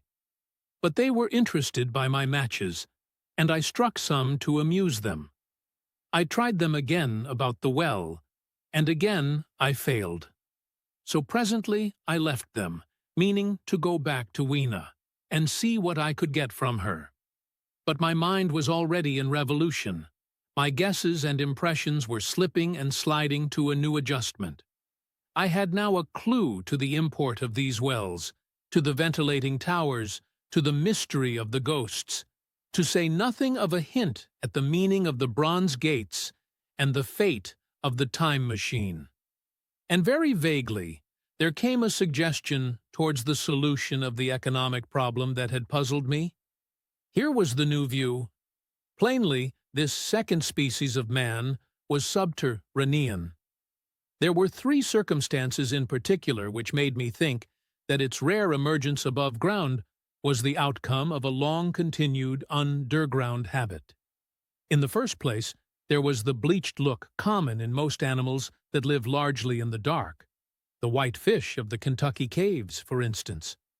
Then, those large eyes, with that capacity for reflecting light, are common features of nocturnal things. Witness the owl and the cat.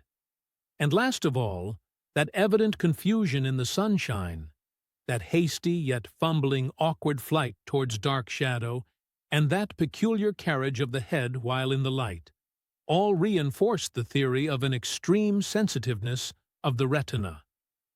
Beneath my feet, then, the earth must be tunneled enormously, and these tunnelings were the habitat of the new race. The presence of ventilating shafts and wells along the hill slopes, everywhere, in fact, except along the river valley, showed how universal were its ramifications. What so natural, then, as to assume that it was in this artificial underworld that such work as was necessary to the comfort of the daylight race was done? The notion was so plausible that I at once accepted it, and went on to assume the how of this splitting of the human species. I dare say you will anticipate the shape of my theory, though, for myself, I very soon felt that it fell far short of the truth. At first, proceeding from the problems of our own age, it seemed clear as daylight to me that the gradual widening of the present merely temporary and social difference between the capitalist and the laborer was the key to the whole position. No doubt it will seem grotesque enough to you, and wildly incredible. And yet even now there are existing circumstances to point that way. There is a tendency to utilize underground space for the less ornamental purposes of civilization. There is the Metropolitan Railway in London, for instance. There are new electric railways, there are subways, there are underground workrooms and restaurants, and they increase and multiply. Evidently, I thought, this tendency had increased, till industry had gradually lost its birthright in the sky. I mean that it had gone deeper and deeper into larger and ever larger underground factories, spending a still increasing amount of its time therein, till, in the end, even now, does not an East End worker live in such artificial conditions as practically to be cut off from the natural surface of the earth? Again, the exclusive tendency of richer people, due, no doubt, to the increasing refinement of their education, and the widening gulf between them and the rude violence of the poor, is already leading to the closing, in their interest, of considerable portions of the surface of the land. About London, for instance, perhaps half the prettier country is shut in against intrusion. And this same widening gulf, which is due to the length and expense of the higher educational process, and the increased facilities for and temptations towards refined habits on the part of the rich, will make that exchange between class and class, that promotion by intermarriage, which at present retards the splitting of our species along lines of social stratification, less and less frequent. So, in the end, above ground, you must have the haves, pursuing pleasure and comfort and beauty, and below ground the have-nots, the workers getting continually adapted to the conditions of their labor.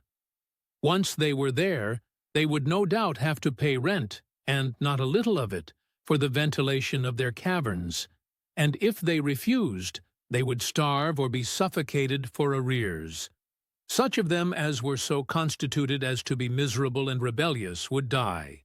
And, in the end, the balance being permanent, the survivors would become as well adapted to the conditions of underground life, and as happy in their way, as the upper world people were to theirs. As it seemed to me, the refined beauty and the etiolated pallor followed naturally enough. The great triumph of humanity I had dreamed of took a different shape in my mind.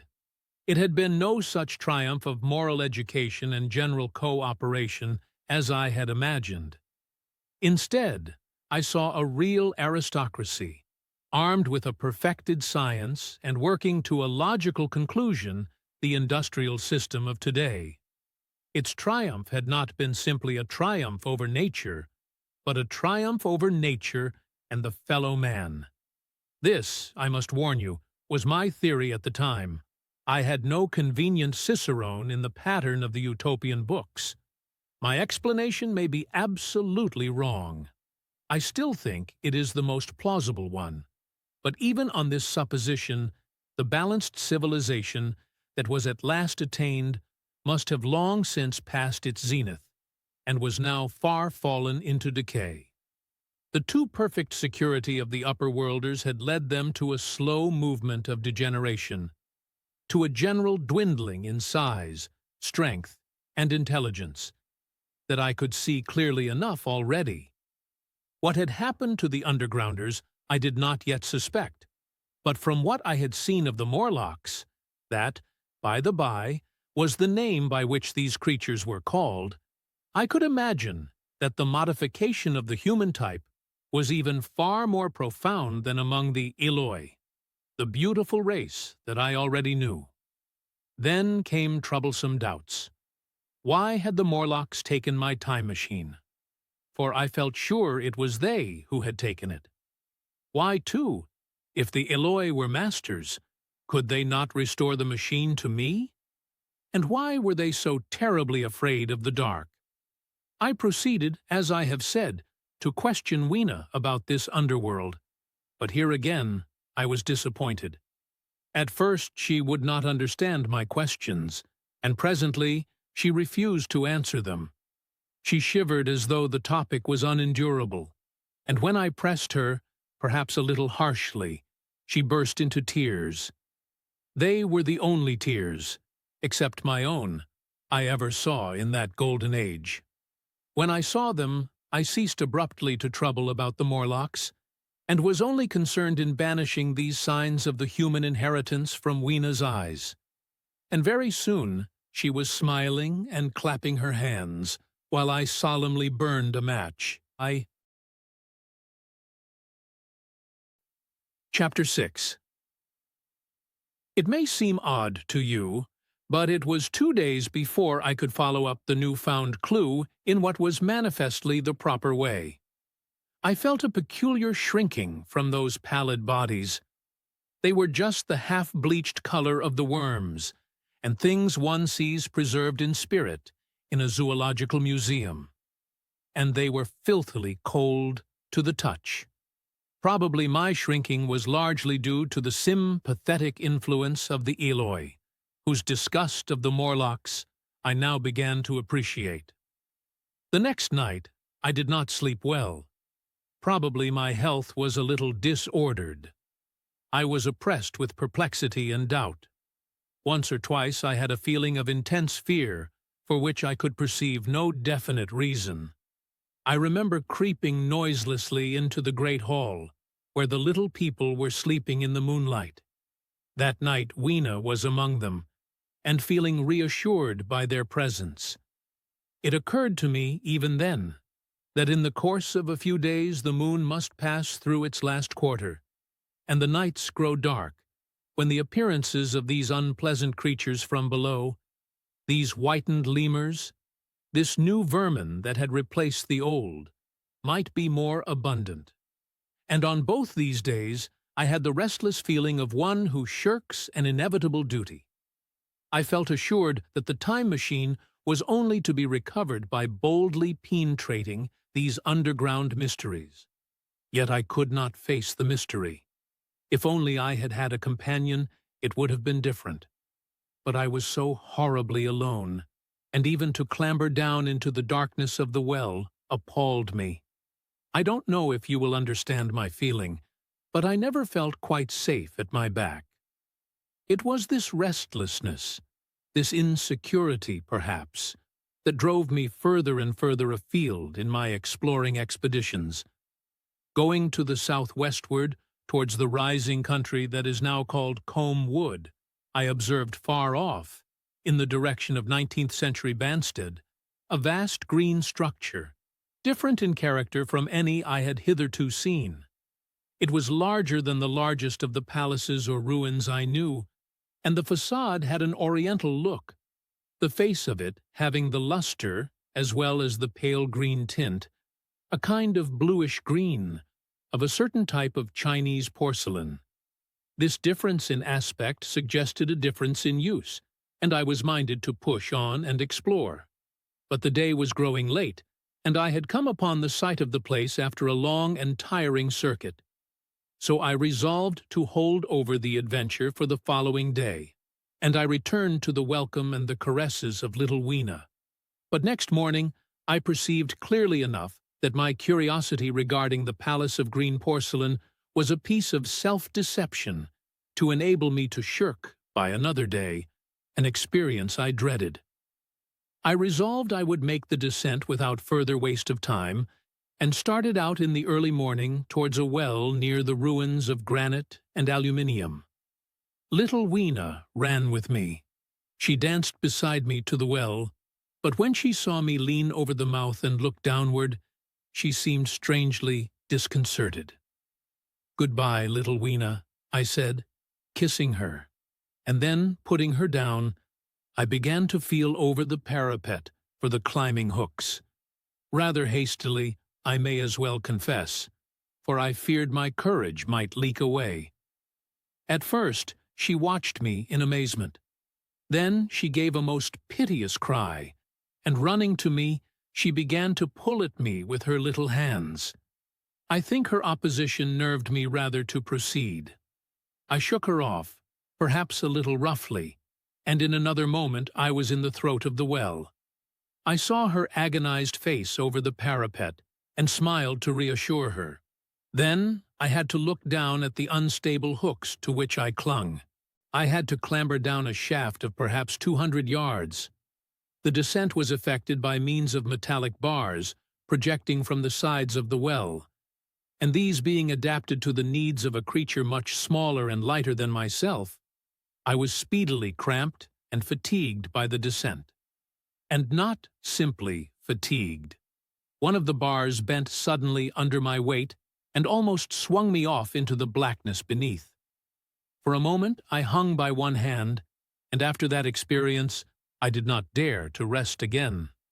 Though my arms and back were presently acutely painful, I went on clambering down the sheer descent with as quick a motion as possible. Glancing upward, I saw the aperture, a small blue disk in which a star was visible, while little Weena's head showed as a round black projection.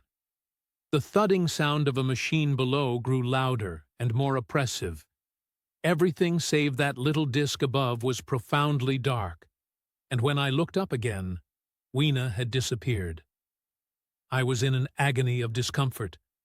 I had some thought of trying to go up the shaft again and leave the underworld alone. But even while I turned this over in my mind, I continued to descend.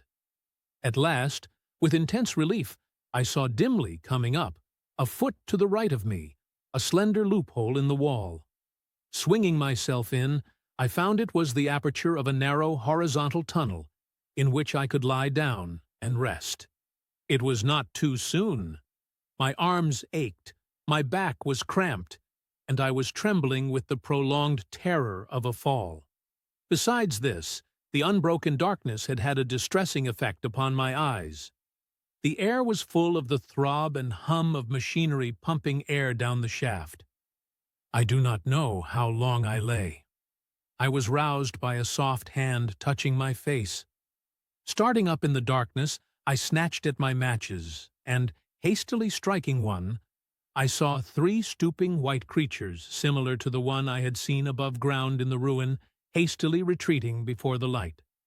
Living, as they did, in what appeared to me impenetrable darkness, their eyes were abnormally large and sensitive, just as are the pupils of the abysmal fishes, and they reflected the light in the same way. I have no doubt they could see me in that rayless obscurity, and they did not seem to have any fear of me apart from the light. But, so soon as I struck a match in order to see them, they fled incontinently, vanishing into dark gutters and tunnels, from which their eyes glared at me in the strangest fashion. I tried to call to them, but the language they had was apparently different from that of the upper world people, so that I was needs left to my own unaided efforts, and the thought of flight before exploration was even then in my mind. But I said to myself, "You are in for it now," and, feeling my way along the tunnel, I found the noise of machinery grow louder. Presently the walls fell away from me, and I came to a large open space, and striking another match, saw that I had entered a vast arched cavern, which stretched into utter darkness beyond the range of my light. The view I had of it was as much as one could see in the burning of a match. Necessarily my memory is vague. Great shapes, like big machines, rose out of the dimness and cast grotesque black shadows, in which dim spectral Morlocks sheltered from the glare. The place, by the by, was very stuffy and oppressive, and the faint halitus of freshly shed blood was in the air. Some way down the central vista was a little table of white metal, laid with what seemed a meal. The Morlocks, at any rate, were carnivorous. Even at the time, I remember wondering what large animal could have survived to furnish the red joint I saw. It was all very indistinct. The heavy smell, the big, unmeaning shapes, the obscene figures lurking in the shadows, and only waiting for the darkness to come at me again. Then the match burned down and stung my fingers and fell, a wriggling red spot in the blackness. I have thought since how particularly ill-equipped I was for such an experience. When I had started with the time machine, I had started with the absurd assumption that the men of the future would certainly be infinitely ahead of ourselves in all their appliances. I had come without arms, without medicine, without anything to smoke. At times I missed tobacco frightfully, even without enough matches. If only I had thought of a Kodak. I could have flashed that glimpse of the underworld in a second, and examined it at leisure. But, as it was, I stood there with only the weapons and the powers that nature had endowed me with: hands, feet, and teeth. These, and 4 safety matches that still remained to me. I was afraid to push my way in among all this machinery in the dark, and it was only with my last glimpse of light I discovered that my store of matches had run low. It had never occurred to me until that moment that there was any need to economize them, and I had wasted almost half the box in astonishing the upper-worlders, to whom fire was a novelty. Now, as I say, I had 4 left, and while I stood in the dark, a hand touched mine, lank fingers came feeling over my face, and I was sensible of a peculiar unpleasant odor. I fancied I heard the breathing of a crowd of those dreadful little beings about me. I felt the box of matches in my hand being gently disengaged, and other hands behind me plucking at my clothing. The sense of these unseen creatures examining me was indescribably unpleasant. The sudden realization of my ignorance of their ways of thinking and doing came home to me very vividly in the darkness. I shouted at them as loudly as I could. They started away, and then I could feel them approaching me again. They clutched at me more boldly, whispering odd sounds to each other. I shivered violently and shouted again, rather discordantly. This time they were not so seriously alarmed, and they made a queer laughing noise as they came back at me. I will confess, I was horribly frightened. I determined to strike another match and escape under the protection of its glare. I did so, and eking out the flicker with a scrap of paper from my pocket, I made good my retreat to the narrow tunnel. But I had scarce entered this when my light was blown out, and in the blackness I could hear the Morlocks rustling like wind among leaves, and pattering like the rain, as they hurried after me. In a moment I was clutched by several hands, and there was no mistaking that they were trying to haul me back. I struck another light and waved it in their dazzled faces. You can scarce imagine how nauseatingly inhuman they looked. Those pale, chinless faces and great, lidless, pinkish-gray eyes, as they stared in their blindness and bewilderment. But I did not stay to look, I promise you. I retreated again, and when my second match had ended, I struck my third. It had almost burned through when I reached the opening into the shaft. I lay down on the edge, for the throb of the great pump below made me giddy. Then I felt sideways for the projecting hooks, and, as I did so, my feet were grasped from behind, and I was violently tugged backward. I lit my last match, and it incontinently went out. But I had my hand on the climbing bars now, and kicking violently, I disengaged myself from the clutches of the Morlocks, and was speedily clambering up the shaft, while they stayed peering and blinking up at me, all but one little wretch who followed me for some way, and well-nigh secured my boot as a trophy. That climb seemed interminable to me. With the last 20 or 30 feet of it, a deadly nausea came upon me. I had the greatest difficulty in keeping my hold. The last few yards was a frightful struggle against this faintness. Several times my head swam, and I felt all the sensations of falling. At last, however, I got over the well mouth somehow, and staggered out of the ruin into the blinding sunlight. I fell upon my face. Even the soil smelt sweet and clean. Then I remember Weena kissing my hands and ears, and the voices of others among the Aloy. Then, for a time, I was insensible.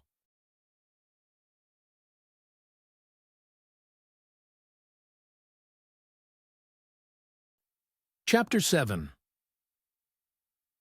Now, indeed, I seemed in a worse case than before. Hitherto, except during my night's anguish at the loss of the time machine, I had felt a sustaining hope of ultimate escape, but that hope was staggered by these new discoveries. Hitherto, I had merely thought myself impeded by the childish simplicity of the little people, and by some unknown forces which I had only to understand to overcome. But there was an altogether new element in the sickening quality of the Morlocks, a something inhuman and malign. Instinctively I loathed them. Before, I had felt as a man might feel who had fallen into a pit.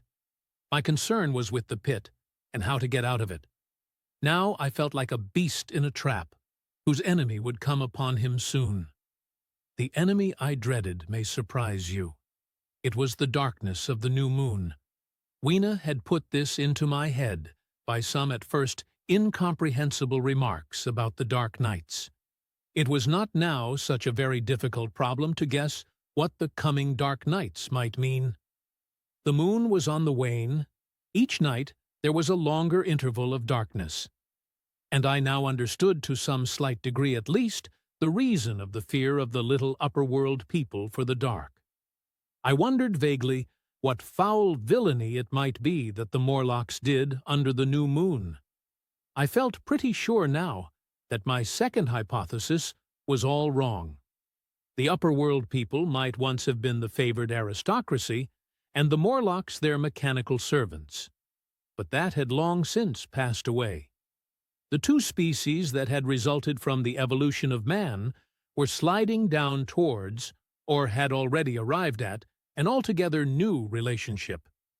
The Aloy, like the Carlovingian kings, had decayed to a mere beautiful futility. They still possessed the earth on sufferance, since the Morlocks, subterranean for innumerable generations, had come at last to find the daylit surface intolerable. And the Morlocks made their garments, I inferred, and maintained them in their habitual needs, perhaps through the survival of an old habit of service. They did it as a standing horse paws with his foot, or as a man enjoys killing animals in sport, because ancient and departed necessities had impressed it on the organism. But, clearly, the old order was already in part reversed. The nemesis of the delicate ones was creeping on apace. Ages ago, thousands of generations ago, man had thrust his brother man out of the ease and the sunshine. And now that brother was coming back, changed. Already the Eloi had begun to learn one old lesson anew. They were becoming reacquainted with fear, and suddenly there came into my head the memory of the meat I had seen in the underworld. It seemed odd how it floated into my mind, not stirred up as it were by the current of my meditations, but coming in almost like a question from outside. I tried to recall the form of it. I had a vague sense of something familiar, but I could not tell what it was at the time. Still, However helpless the little people in the presence of their mysterious fear, I was differently constituted. I came out of this age of ours, this ripe prime of the human race, when fear does not paralyze and mystery has lost its terrors. I at least would defend myself. Without further delay, I determined to make myself arms and a fastness where I might sleep. With that refuge as a base, I could face this strange world with some of that confidence I had lost in realizing to what creatures night by night I lay exposed. I felt I could never sleep again until my bed was secure from them. I shuddered with horror to think how they must already have examined me.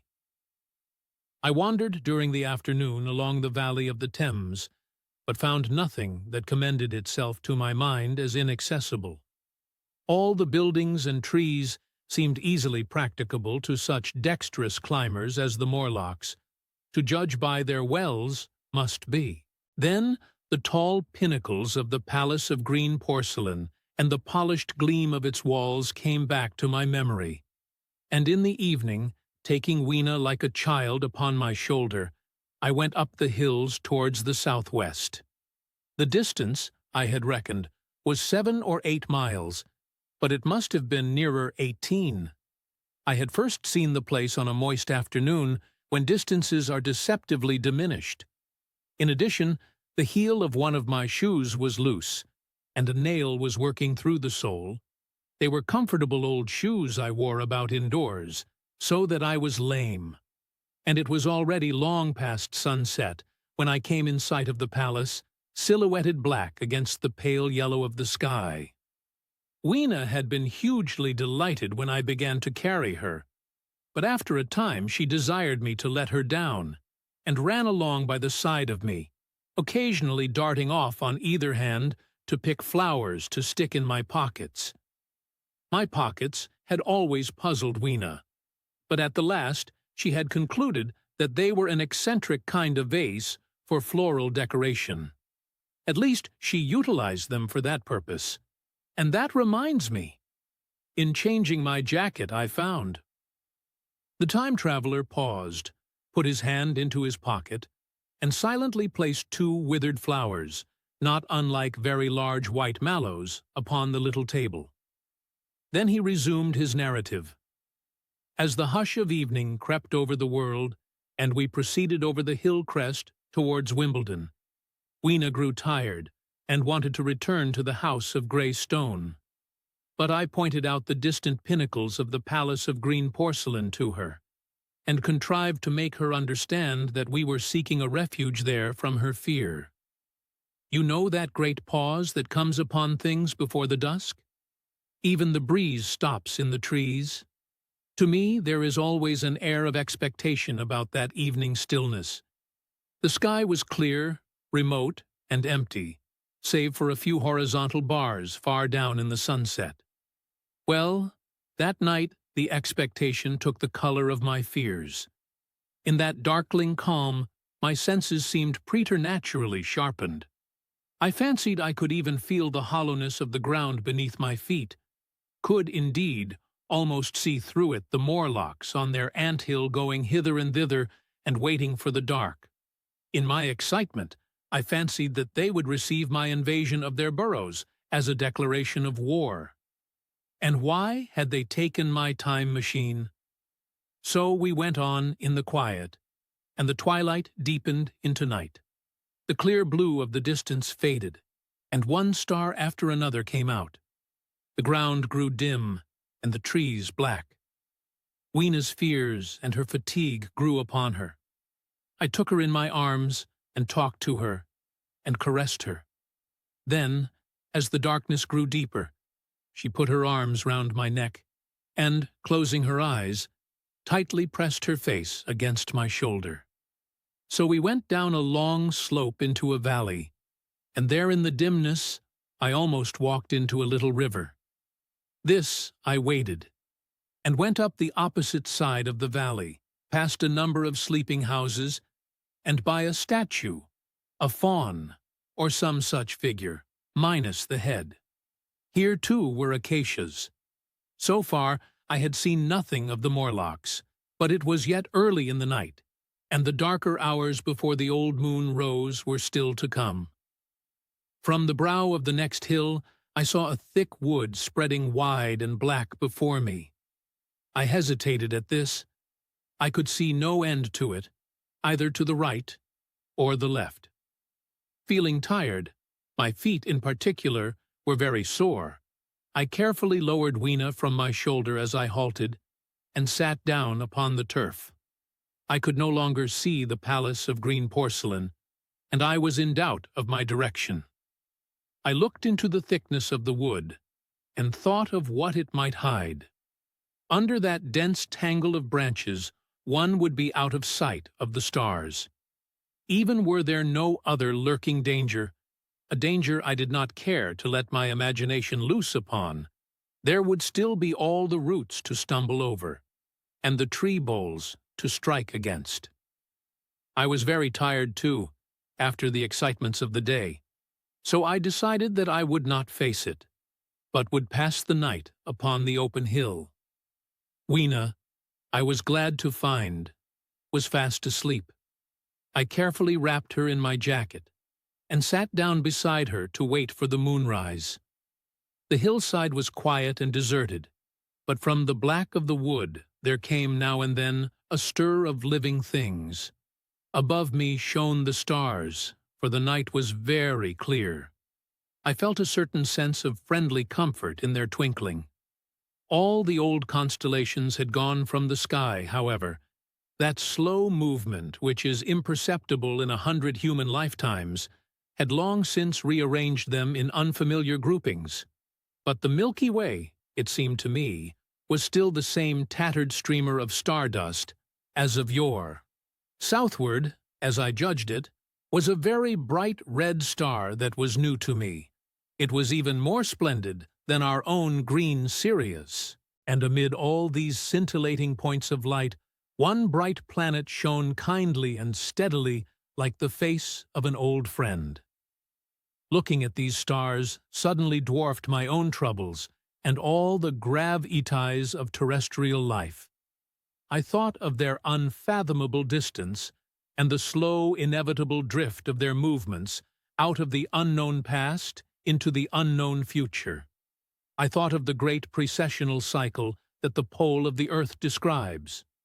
Only 40 times had that silent revolution occurred during all the years that I had traversed, and during these few revolutions all the activity, all the traditions, the complex organizations, the nations, languages, literatures, aspirations, even the mere memory of man as I knew him, had been swept out of existence.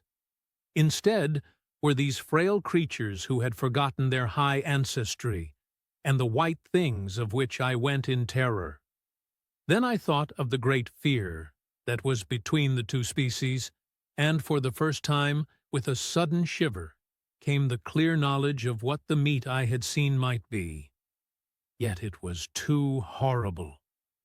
I looked at little Weena sleeping beside me, her face white and star-like under the stars, and forthwith dismissed the thought.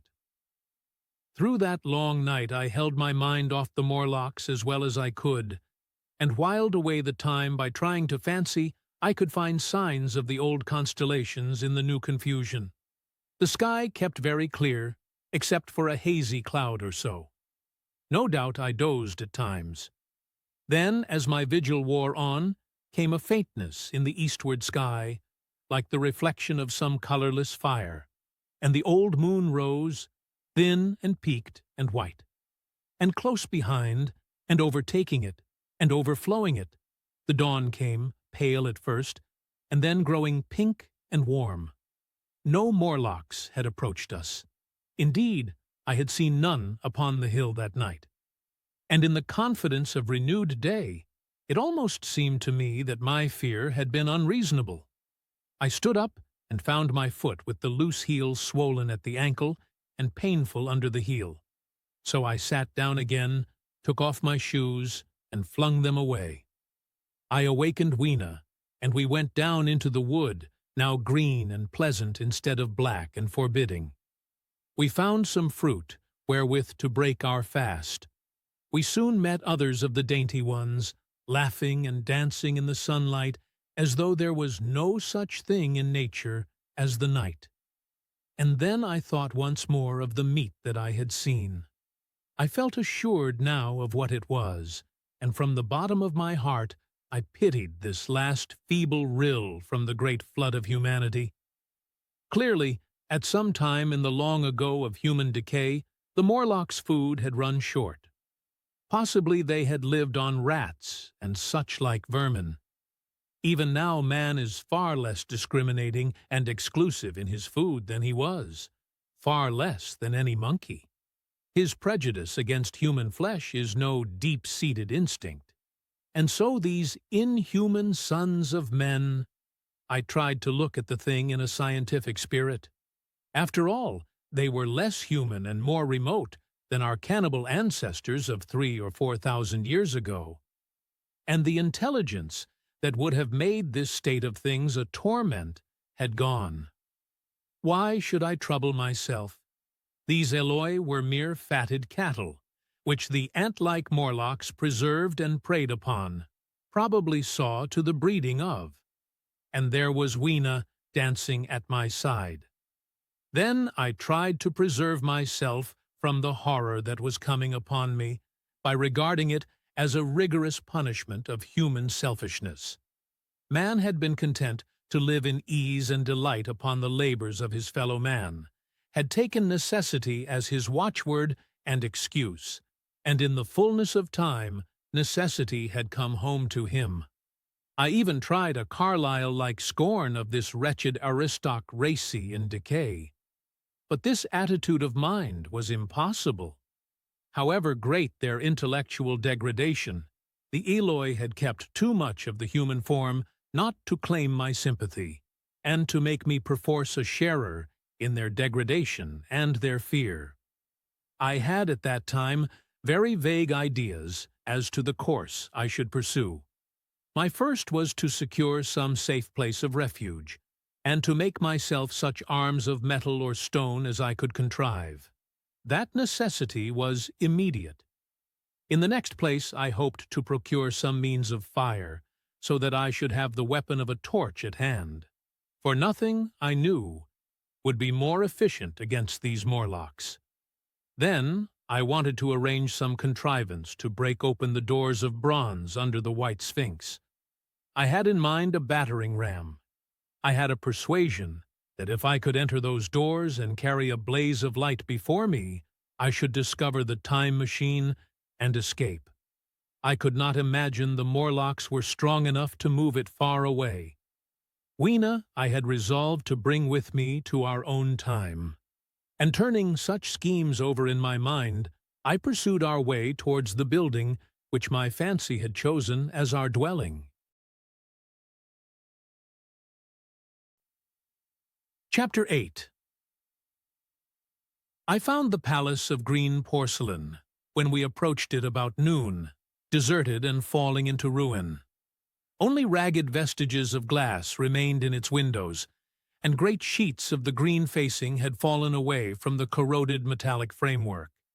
It lay very high upon a turfy down, and looking north-eastward before I entered it, I was surprised to see a large estuary, or even creek, where I judged Wandsworth and Battersea must once have been.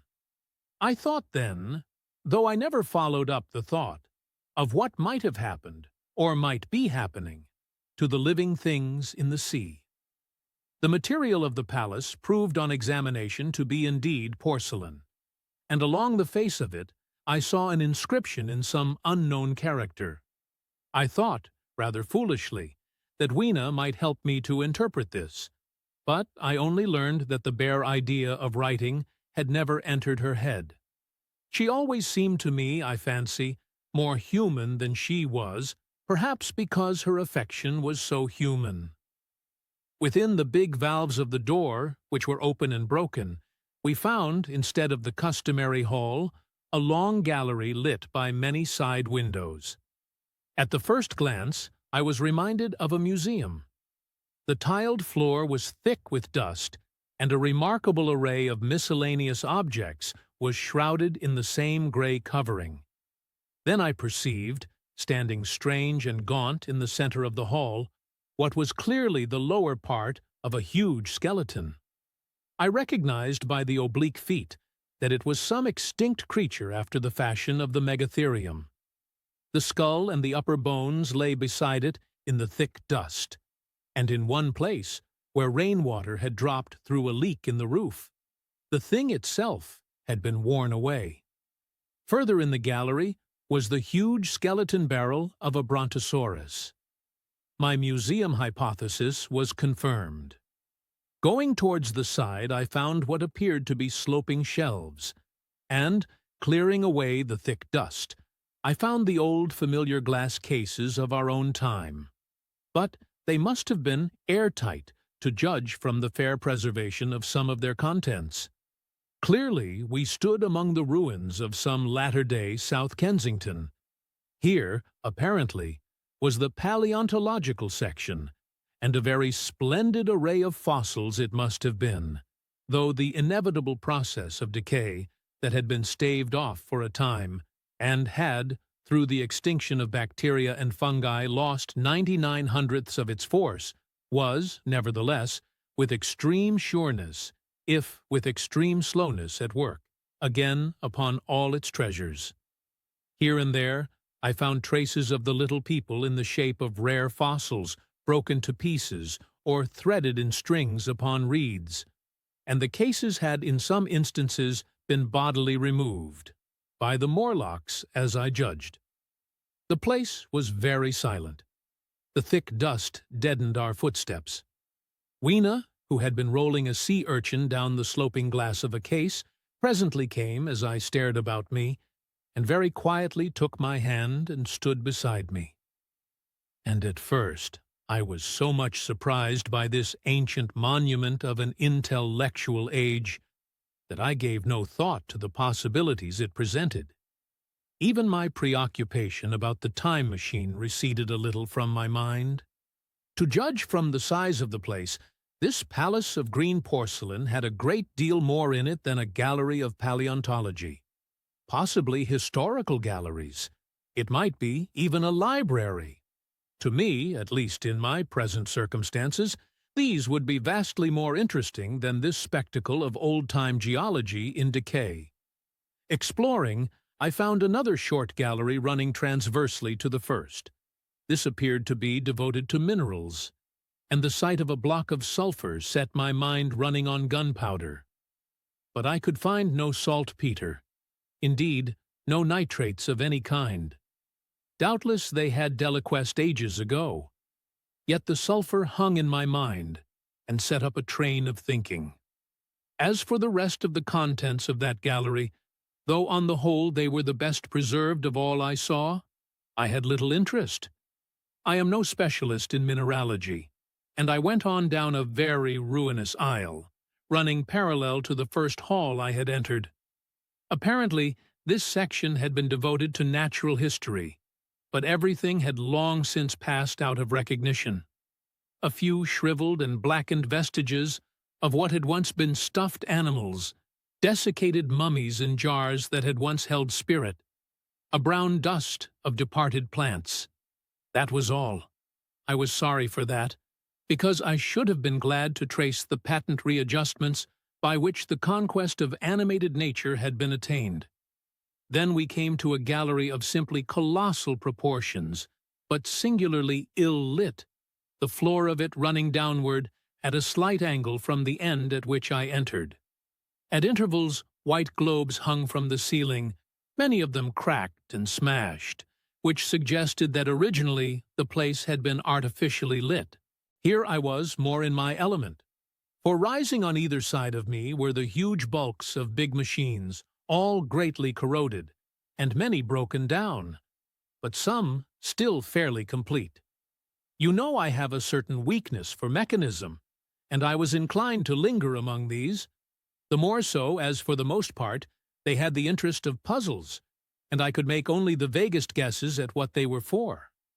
I fancied that if I could solve their puzzles, I should find myself in possession of powers that might be of use against the Morlocks. Suddenly, Weena came very close to my side, so suddenly that she startled me. Had it not been for her, I do not think I should have noticed that the floor of the gallery sloped at all. The end I had come in at was quite above ground, and was lit by rare slit-like windows. As you went down the length, the ground one it may be, of course, that the floor did not slope, but that the museum was built into the side of a hill. ED came up against these windows until at last there was a pit like the area of a London house before each, and only a narrow line of daylight at the top. I went slowly along, puzzling about the machines, and had been too intent upon them to notice the gradual diminution of the light, until Weena's increasing apprehensions drew my attention. Then I saw that the gallery ran down at last into a thick darkness. I hesitated, and then, as I looked round me, I saw that the dust was less abundant, and its surface less even. Further away towards the dimness, it appeared to be broken by a number of small, narrow footprints. My sense of the immediate presence of the Morlocks revived at that. I felt that I was wasting my time in the academic examination of machinery. I called to mind that it was already far advanced in the afternoon, and that I had still no weapon, no refuge, and no means of making a fire.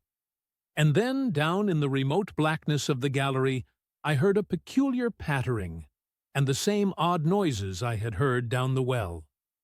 I took Weena's hand. Then, struck with a sudden idea, I left her, and turned to a machine from which projected a lever not unlike those in a signal box. Clambering upon the stand, and grasping this lever in my hands, I put all my weight upon it sideways. Suddenly, Weena, deserted in the central aisle, began to whimper. I had judged the strength of the lever pretty correctly, for it snapped after a minute's strain, and I rejoined her with a mace in my hand more than sufficient, I judged, for any Morlock skull I might encounter. And I longed very much to kill a Morlock or so. Very inhuman, you may think, to want to go killing one's own descendants.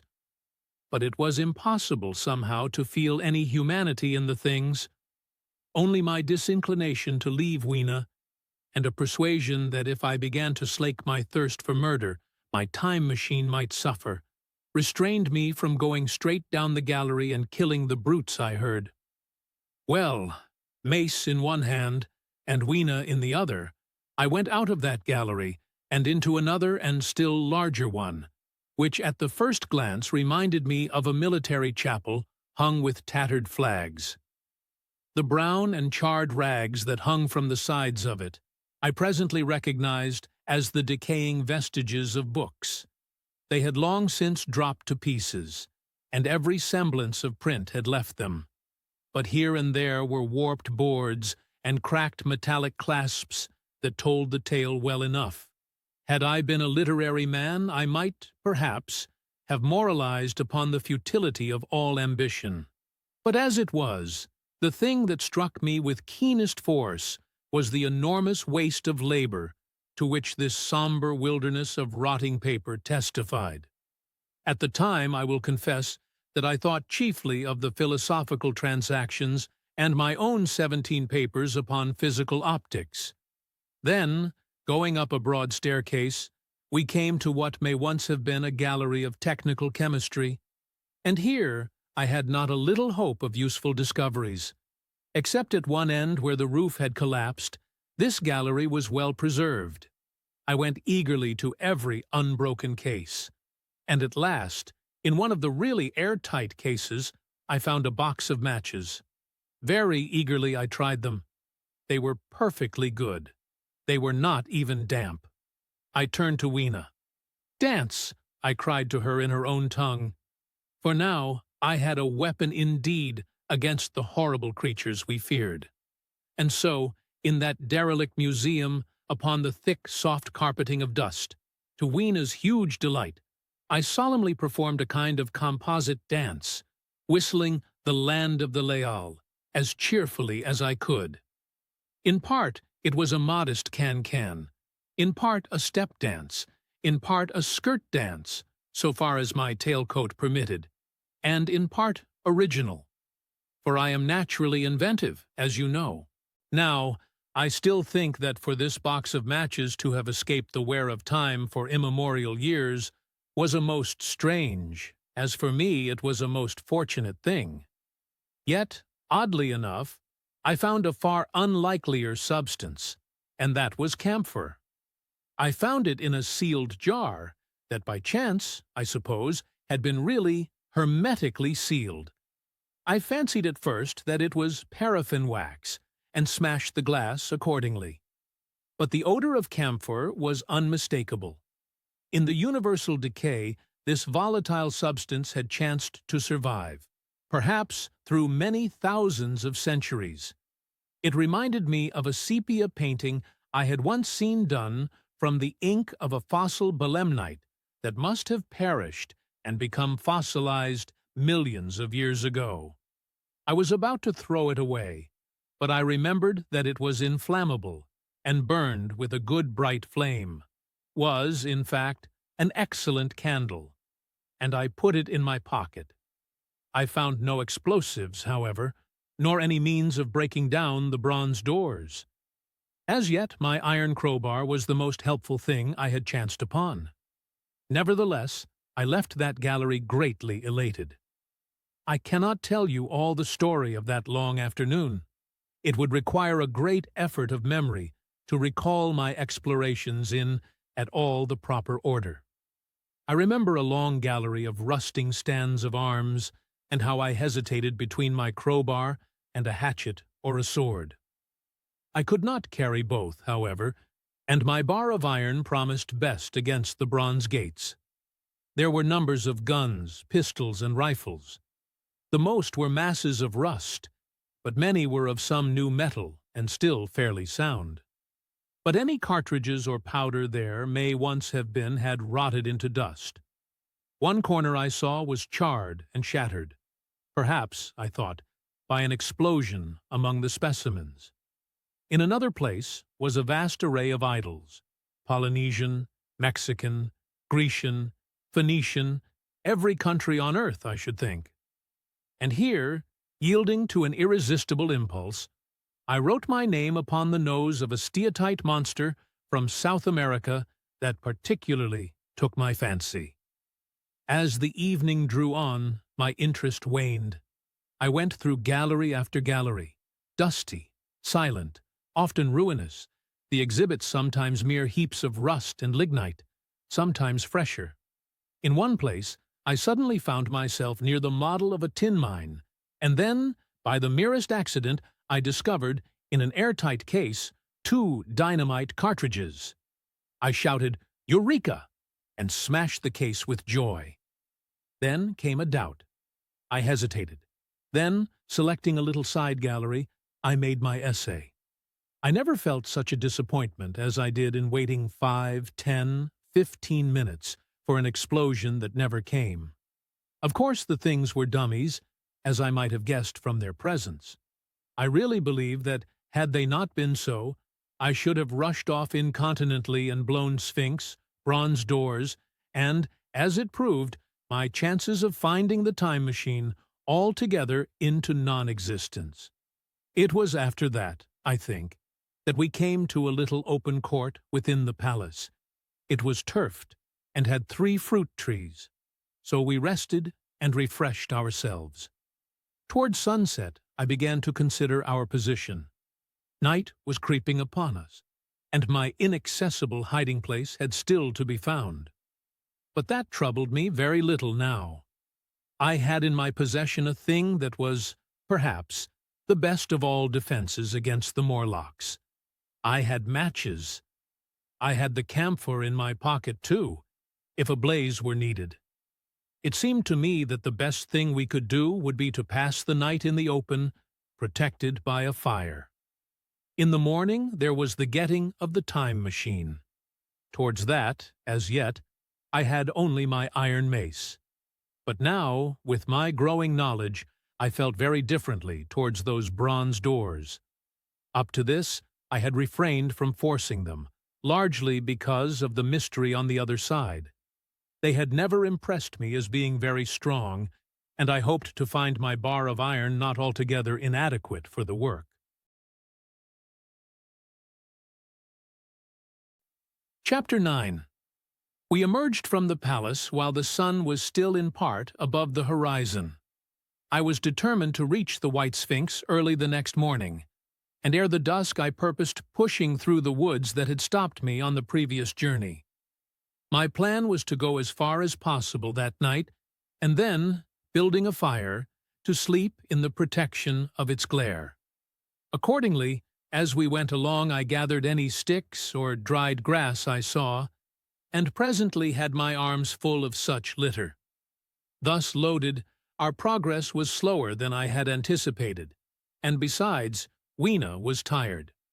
And I began to suffer from sleepiness too, so that it was full night before we reached the wood. Upon the shrubby hill of its edge, Weena would have stopped, fearing the darkness before us, but a singular sense of impending calamity, that should indeed have served me as a warning, drove me onward. I had been without sleep for a night and 2 days, and I was feverish and irritable. I felt sleep coming upon me, and the Morlocks with it. While we hesitated, among the black bushes behind us, and dim against their blackness, I saw 3 crouching figures. There was scrub and long grass all about us, and I did not feel safe from their insidious approach. The forest, I calculated, was rather less than a mile across.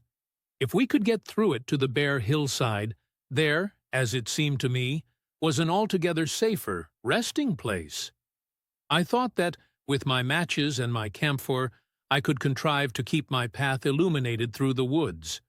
Yet it was evident that if I was to flourish matches with my hands, I should have to abandon my firewood. So, rather reluctantly, I put it down. And then it came into my head that I would amaze our friends behind by lighting it. I was to discover the atrocious folly of this proceeding, but it came to my mind as an ingenious move for covering our retreat. I don't know if you have ever thought what a rare thing flame must be in the absence of man, and in a temperate climate. The sun's heat is rarely strong enough to burn, even when it is focused by dewdrops, as is sometimes the case in more tropical districts. Lightning may blast and blacken, but it rarely gives rise to widespread fire. Decaying vegetation may occasionally smolder with the heat of its fermentation, but this rarely results in flame. In this decadence, too, the art of fire-making had been forgotten on the earth. The red tongues that went licking up my heap of wood were an altogether new and strange thing to Weena. She wanted to run to it and play with it. I believe she would have cast herself into it had I not restrained her. But I caught her up, and, in spite of her struggles, plunged boldly before me into the wood. For a little way, the glare of my fire lit the path. Looking back presently, I could see, through the crowded stems, that from my heap of sticks the blaze had spread to some bushes adjacent, and a curved line of fire was creeping up the grass of the hill. I laughed at that, and turned again to the dark trees before me. It was very black, and Weena clung to me convulsively. But there was still, as my eyes grew accustomed to the darkness, sufficient light for me to avoid the stems. Overhead it was simply black, except where a gap of remote blue sky shone down upon us here and there. I struck none of my matches, because I had no hand free. Upon my left arm I carried my little one. In my right hand I had my iron bar. For some way I heard nothing but the crackling twigs under my feet, the faint rustle of the breeze above, and my own breathing, and the throb of the blood vessels in my ears. Then I seemed to know of a pattering about me. I pushed on grimly. The pattering grew more distinct, and then I caught the same queer sounds and voices I had heard in the underworld. There were evidently several of the Morlocks, and they were closing in upon me. Indeed, in another minute, I felt a tug at my coat, then something at my arm, and Weena shivered violently and became quite still. It was time for a match, but to get one I must put her down. I did so, and as I fumbled with my pocket, a struggle began in the darkness about my knees, perfectly silent on her part, and with the same peculiar cooing sounds from the Morlocks. Soft little hands, too, were creeping over my coat and back, touching even my neck. Then the match scratched and fizzed. I held it flaring, and saw the white backs of the Morlocks in flight amid the trees. I hastily took a lump of camphor from my pocket, and prepared to light as soon as the match should wane. Then I looked at Weena. She was lying clutching my feet, and quite motionless, with her face to the ground. With a sudden fright I stooped to her. She seemed scarcely to breathe.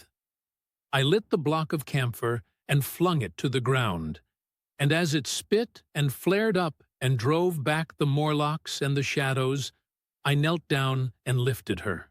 The wood behind seemed full of the stir and murmur of a great company. She seemed to have fainted. I put her carefully upon my shoulder and rose to push on. And then there came a horrible realization. In maneuvering with my matches and Weena, I had turned myself about several times, and now I had not the faintest idea in what direction lay my path. For all I knew, I might be facing back towards the palace of green porcelain. I found myself in a cold sweat. I had to think rapidly what to do. I determined to build a fire and encamp where we were. I put Weena, still motionless, down upon a turfy bowl, and very hastily, as my first lump of camphor waned, I began collecting sticks and leaves. Here and there, out of the darkness round me, the Morlock's eyes shone like carbuncles. The camphor flickered and went out. I lit a match, and as I did so, two white forms that had been approaching Weena dashed hastily away. One was so blinded by the light that he came straight for me, and I felt his bones grind under the blow of my fist. He gave a whoop of dismay, staggered a little way, and fell down. I lit another piece of camphor and went on gathering my bonfire. Presently I noticed how dry was some of the foliage above me, for since my arrival on the time machine, a matter of a week, no rain had fallen. So instead of casting about among the trees for fallen twigs, I began leaping up and dragging down branches. Very soon I had a choking, smoky fire of green wood and dry sticks, and could economize my camphor. Then I turned to where Weena lay beside my iron mace. I tried what I could to revive her, but she lay like one dead. I could not even satisfy myself whether or not she breathed. Now the smoke of the fire beat over towards me, and it must have made me heavy of a sudden. Moreover, the vapor of camphor was in the air. My fire would not need replenishing for an hour or so. I felt very weary after my exertion, and sat down. The wood, too, was full of a slumbrous murmur that I did not understand. I seemed just to nod and open my eyes. But all was dark, and the Morlocks had their hands upon me. Flinging off their clinging fingers, I hastily felt in my pocket for the matchbox, and it had gone. Then they gripped and closed with me again. In a moment, I knew what had happened. I had slept, and my fire had gone out, and the bitterness of death came over my soul. The forest seemed full of the smell of burning wood. I was caught by the neck, by the hair, by the arms, and pulled down. It was indescribably horrible in the darkness to feel all these soft creatures heaped upon me. I felt as if I was in a monstrous spider's web. I was overpowered, and went down. I felt little teeth nipping at my neck. I rolled over, and as I did so, my hand came against my iron lever. It gave me strength. I struggled up, shaking the human rats from me, and, holding the bar short, I thrust where I judged their faces might be. I could feel the succulent giving of flesh and bone under my blows, and for a moment I was free. The strange exultation that so often seems to accompany hard fighting came upon me.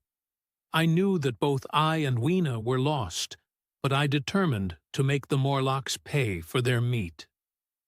I stood with my back to a tree, swinging the iron bar before me. The whole wood was full of the stir and cries of them. A minute passed. Their voices seemed to rise to a higher pitch of excitement, and their movements grew faster. Yet none came within reach.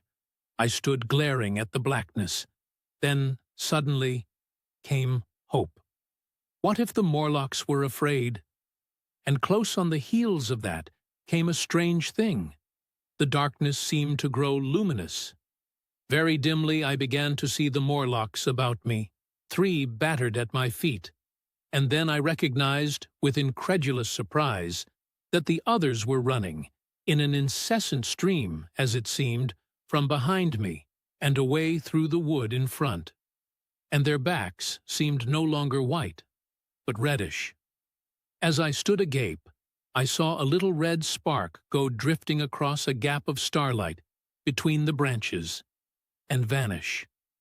And at that I understood the smell of burning wood, the slumbrous murmur that was growing now into a gusty roar, the red glow, and the Morlock's flight. Stepping out from behind my tree and looking back, I saw, through the black pillars of the nearer trees, the flames of the burning forest. It was my first fire coming after me. With that I looked for Weena, but she was gone. The hissing and crackling behind me, the explosive thud as each fresh tree burst into flame, left little time for reflection. My iron bar still gripped, I followed in the Morlock's path. It was a close race. Once the flames crept forward so swiftly on my right as I ran that I was outflanked and had to strike off to the left.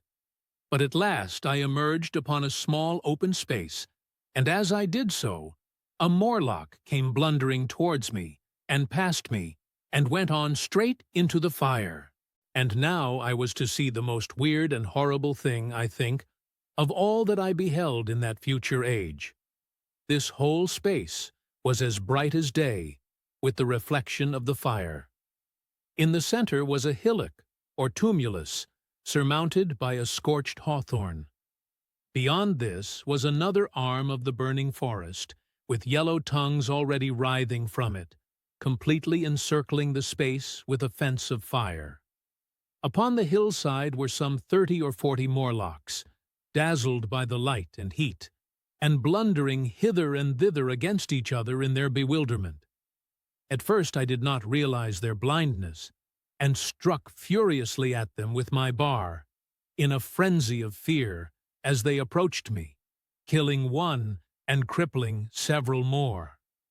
But when I had watched the gestures of one of them groping under the hawthorn against the red sky, and heard their moans, I was assured of their absolute helplessness and misery in the glare, and I struck no more of them. Yet every now and then one would come straight towards me, setting loose a quivering horror that made me quick to elude him. At one time the flames died down somewhat, and I feared the foul creatures would presently be able to see me. I was thinking of beginning the fight by killing some of them before this should happen, but the fire burst out again brightly, and I stayed my hand. I walked about the hill among them and avoided them, looking for some trace of Weena. But Weena was gone. At last I sat down on the summit of the hillock and watched this strange, incredible company of blind things groping to and fro and making uncanny noises to each other as the glare of the fire beat on them. The coiling uprush of smoke streamed across the sky, and through the rare tatters of that red canopy remote as though they belonged to another universe, shone the little stars. 2 or 3 Morlocks came blundering into me, and I drove them off with blows of my fists, trembling as I did so. For the most part of that night, I was persuaded it was a nightmare. I bit myself and screamed in a passionate desire to awake. I beat the ground with my hands and got up and sat down again, and wandered here and there, and again sat down. Then I would fall to rubbing my eyes and calling upon God to let me awake. Thrice I saw Morlocks put their heads down in a kind of agony and rush into the flames. But, at last, above the subsiding red of the fire, above the streaming masses of black smoke, and the whitening and blackening tree stumps, and the diminishing numbers of these dim creatures, came the white light of the day. I searched again for traces of Weena, but there were none. It was plain that they had left her poor little body in the forest. I cannot describe how it relieved me to think that it had escaped the awful fate to which it seemed destined. As I thought of that, I was almost moved to begin a massacre of the helpless abominations about me. But I contained myself. The hillock, as I have said, was a kind of island in the forest.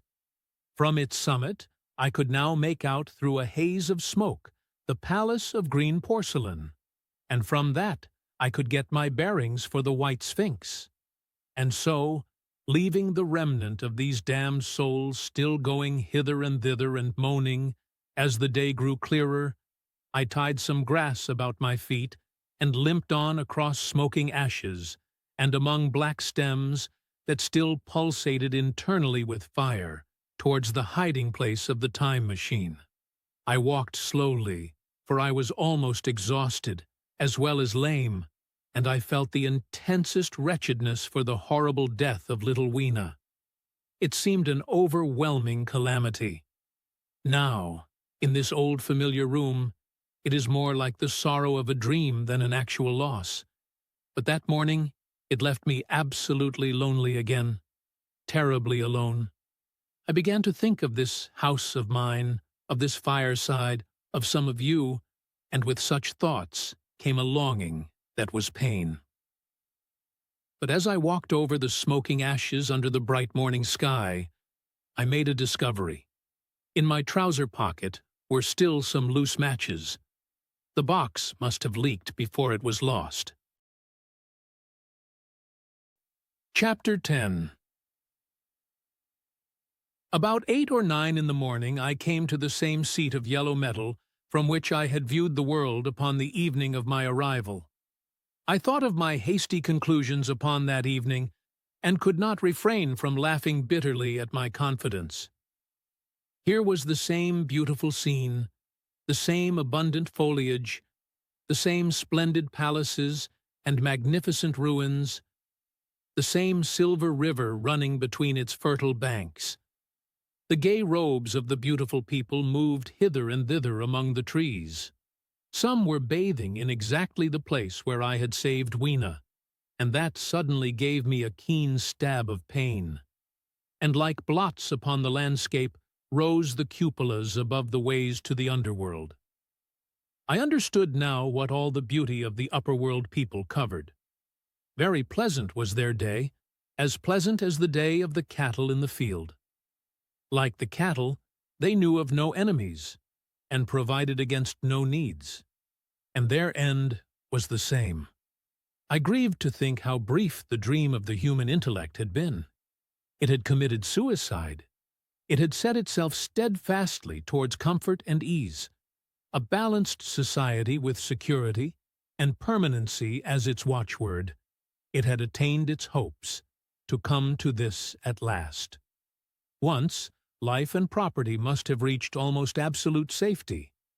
The rich had been assured of his wealth and comfort, the toiler assured of his life and work. No doubt in that perfect world there had been no unemployed problem, no social question left unsolved, and a great quiet had followed. It is a law of nature we overlook, that intellectual versatility is the compensation for change, danger, and trouble. An animal perfectly in harmony with its environment is a perfect mechanism. Nature never appeals to intelligence until habit and instinct are useless. There is no intelligence where there is no change and no need of change.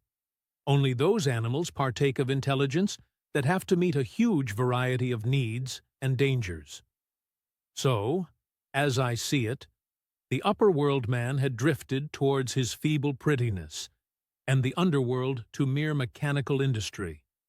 But that perfect state had lacked one thing even for mechanical perfection: absolute permanency. Apparently, as time went on, the feeding of the underworld, however it was effected, had become disjointed. Mother Necessity, who had been staved off for a few thousand years, came back again, and she began below. The underworld being in contact with machinery, which, however perfect, still needs some little thought outside habit, had probably retained perforce rather more initiative, if less of every other human character, than the upper. And when other meat failed them, they turned to what old habit had hitherto forbidden. So I say I saw it in my last view of the world of 800 and 2701. It may be as wrong an explanation as mortal wit could invent. It is how the thing shaped itself to me, and as that I give it to you. After the fatigues, excitements, and terrors of the past days, and in spite of my grief, this seat and the tranquil view and the warm sunlight were very pleasant. I was very tired and sleepy, and soon my theorizing passed into dozing.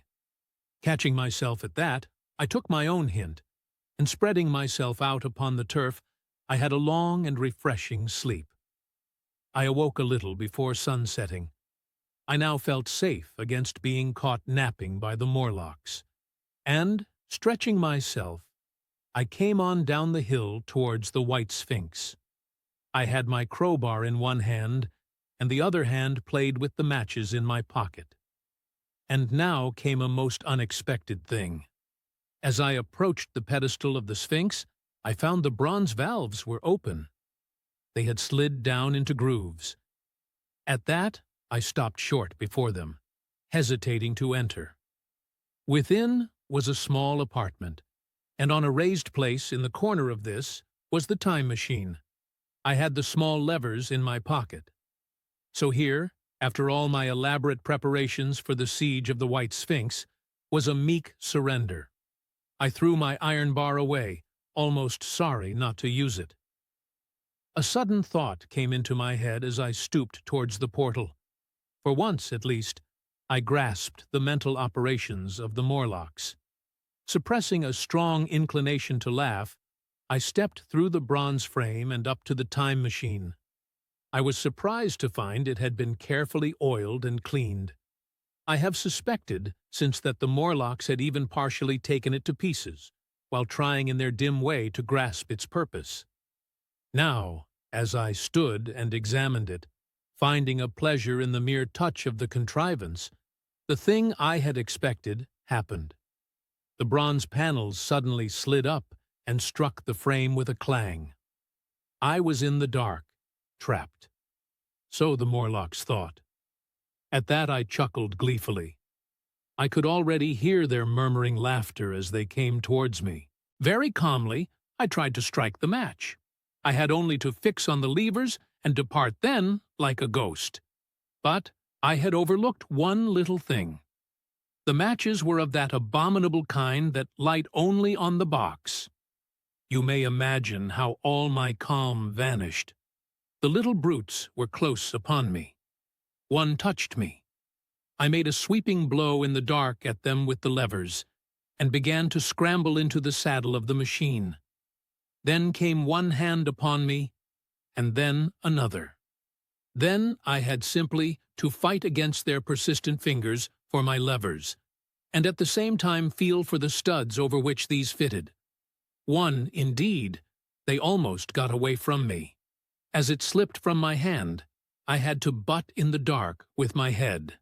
I could hear the Morlock's skull ring to recover it. It was a nearer thing than the fight in the forest, I think, this last scramble. But at last the lever was fitted and pulled over. The clinging hands slipped from me. The darkness presently fell from my eyes. I found myself in the same grey light and tumult I have already described.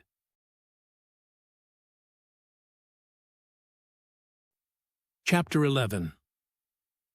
I have already told you of the sickness and confusion that comes with time traveling, and this time I was not seated properly in the saddle, but sideways and in an unstable fashion.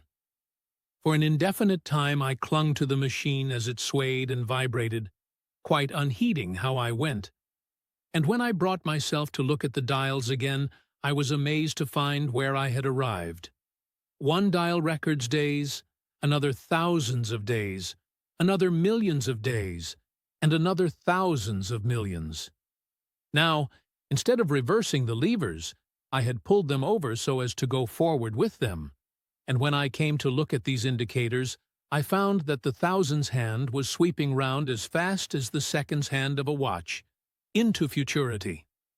As I drove on, a peculiar change crept over the appearance of things. The palpitating grayness grew darker. Then, though I was still traveling with prodigious velocity, the blinking succession of day and night, which was usually indicative of a slower pace, returned and grew more and more marked. This puzzled me very much at first. The alternations of night and day grew slower and slower, and so did the passage of the sun across the sky, until they seemed to stretch through centuries. At last, a steady twilight brooded over the earth, a twilight only broken now and then when a comet glared across the darkling sky. The band of light that had indicated the sun had long since disappeared, for the sun had ceased to set. It simply rose and fell in the west, and grew ever broader and more red. All trace of the moon had vanished.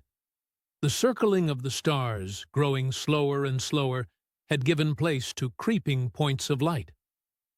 At last, some time before I stopped, the sun, red and very large, halted motionless upon the horizon, a vast dome glowing with a dull heat, and now and then suffering a momentary extinction. At one time, it had for a little while glowed more brilliantly again, but it speedily reverted to its sullen red heat. I perceived by this slowing down of its rising and setting that the work of the tidal drag was done. The earth had come to rest with one face to the sun, even as in our own time the moon faces the earth.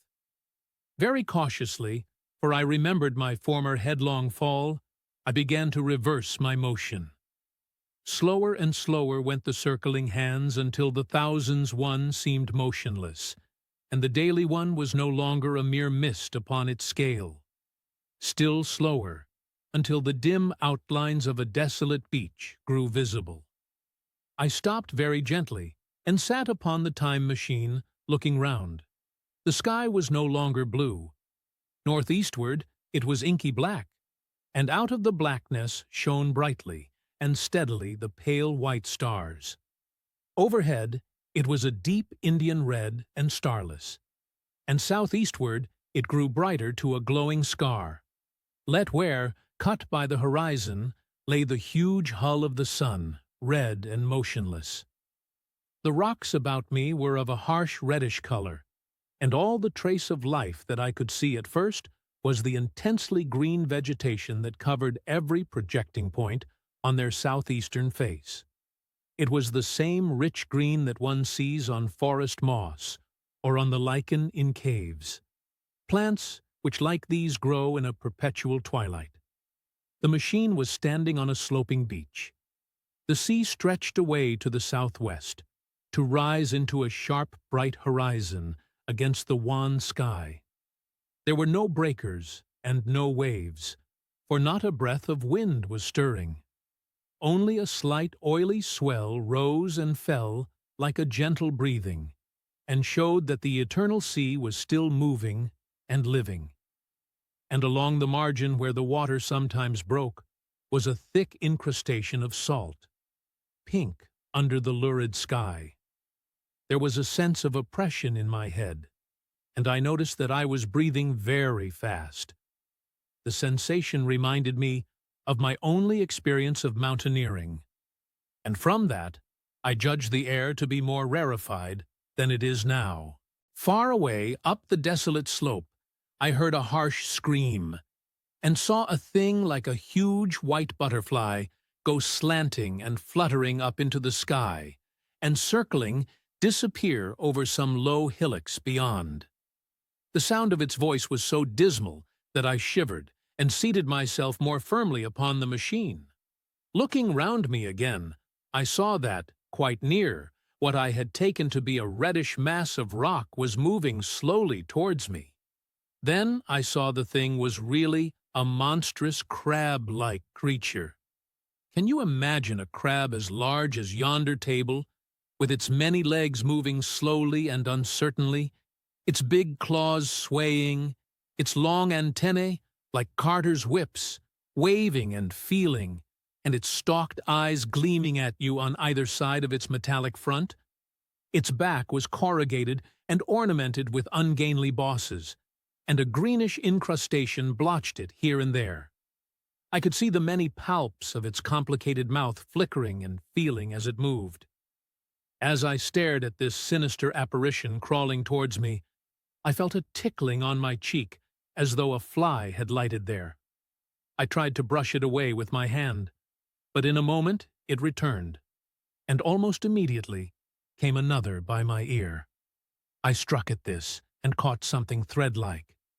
It was drawn swiftly out of my hand. With a frightful qualm, I turned, and I saw that I had grasped the antenna of another monster crab that stood just behind me. Its evil eyes were wriggling on their stalks, its mouth was all alive with appetite, and its vast ungainly claws, smeared with an algal slime, were descending upon me. In a moment, my hand was on the lever, and I had placed a month between myself and these monsters. But I was still on the same beach, and I saw them distinctly now as soon as I stopped. Dozens of them seemed to be crawling here and there, in the somber light, among the foliated sheets of intense green. I cannot convey the sense of abominable desolation that hung over the world. The red eastern sky, the northward blackness, the salt Dead Sea, the stony beach crawling with these foul, slow-stirring monsters, the uniform poisonous-looking green of the lichenous plants, the thin air that hurts one's lungs, all contributed to an appalling effect. I moved on 100 years, and there was the same red sun, a little larger, a little duller, the same dying sea, the same chill air, and the same crowd of earthy crustacea creeping in and out among the green weed and the red rocks.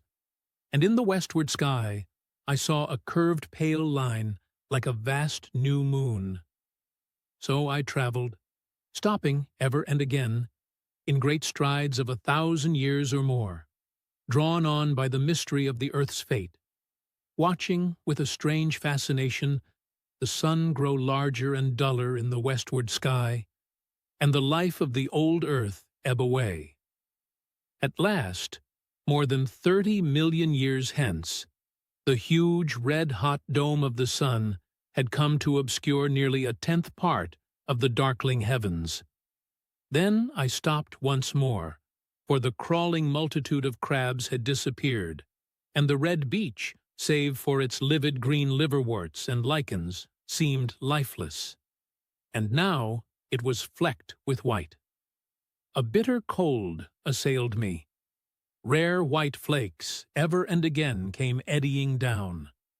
To the northeastward, the glare of snow lay under the starlight of the sable sky, and I could see an undulating crest of hillocks, pinkish white. There were fringes of ice along the sea margin, with drifting masses further out, but the main expanse of that salt ocean, all bloody under the eternal sunset, was still unfrozen. I looked about me to see if any traces of animal life remained. A certain indefinable apprehension still kept me in the saddle of the machine, but I saw nothing moving, in earth or sky or sea. The green slime on the rocks alone testified that life was not extinct. A shallow sandbank had appeared in the sea, and the water had receded from the beach. I fancied I saw some black object flopping about upon this bank, but it became motionless as I looked at it, and I judged that my eye had been deceived, and that the black object was merely a rock. The stars in the sky were intensely bright, and seemed to me to twinkle very little. Suddenly, I noticed that the circular westward outline of the sun had changed, that a concavity, a bay, had appeared in the curve. I saw this grow larger. For a minute, perhaps, I stared aghast at this blackness that was creeping over the day, and then I realized that an eclipse was beginning. Either the moon or the planet Mercury was passing across the sun's disk. Naturally, at first I took it to be the moon, but there is much to incline me to believe that what I really saw was the transit of an inner planet, passing very near to the Earth. The darkness grew apace. A cold wind began to blow in freshening gusts from the east, and the showering white flakes in the air increased in number. From the edge of the sea came a ripple and whisper. Beyond these lifeless sounds, the world was silent. Silent? It would be hard to convey the stillness of it. All the sounds of man, the bleating of sheep, the cries of birds, the hum of insects, the stir that makes the background of our lives. All that was over. As the darkness thickened, the eddying flakes grew more abundant, dancing before my eyes, and the cold of the air more intense. At last, one by one, swiftly, one after the other, the white peaks of the distant hills vanished into blackness. The breeze rose to a moaning wind. I saw the black central shadow of the eclipse sweeping towards me. In another moment, the pale stars alone were visible. All else was rayless obscurity. The sky was absolutely black. A horror of this great darkness came on me. The cold that smote to my marrow, and the pain I felt in breathing, overcame me. I shivered, and a deadly nausea seized me. Then, like a red-hot bow in the sky, appeared the edge of the sun. I got off the machine to recover myself. I felt giddy and incapable of facing the return journey. As I stood sick and confused, I saw again the moving thing upon the shoal. There was no mistake now that it was a moving thing against the red water of the sea. It was a round thing, the size of a football perhaps, or it may be bigger, and tentacles trailed down from it. It seemed black against the weltering blood-red water, and it was hopping fitfully about. Then I felt I was fainting, but a terrible dread of lying helpless in that remote and awful twilight sustained me while I clambered upon the saddle.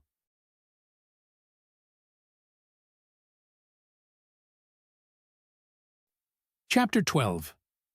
So I came back. For a long time I must have been insensible upon the machine. The blinking succession of the days and nights was resumed. The sun got golden again. The sky blue. I breathed with greater freedom. The fluctuating contours of the land ebbed and flowed. The hands spun backward upon the dials. At last I saw again the dim shadows of houses, the evidences of decadent humanity. These too changed and passed, and others came. Presently, when the million dial was at 0, I slackened speed.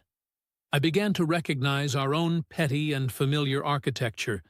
The thousands' hand ran back to the starting point. The night and day flapped slower and slower. Then the old walls of the laboratory came round me. Very gently now, I slowed the mechanism down. I saw one little thing that seemed odd to me. I think I have told you that when I set out, before my velocity became very high, Mrs. Watchett had walked across the room, traveling, as it seemed to me, like a rocket. As I returned, I passed again across that minute when she traversed the laboratory. But now her every motion appeared to be the exact inversion of her previous ones. The door at the lower end opened, and she glided quietly up the laboratory, back foremost, and disappeared behind the door by which she had previously entered. Just before that, I seemed to see Hillier for a moment, but he passed like a flash. Then I stopped the machine and saw about me again the old familiar laboratory, my tools, my appliances, just as I had left them. I got off the thing very shakily and sat down upon my bench. For several minutes, I trembled violently. Then I became calmer. Around me was my old workshop again, exactly as it had been. I might have slept there, and the whole thing have been a dream. And yet, not exactly. The thing had started from the southeast corner of the laboratory. It had come to rest again in the northwest, against the wall where you saw it.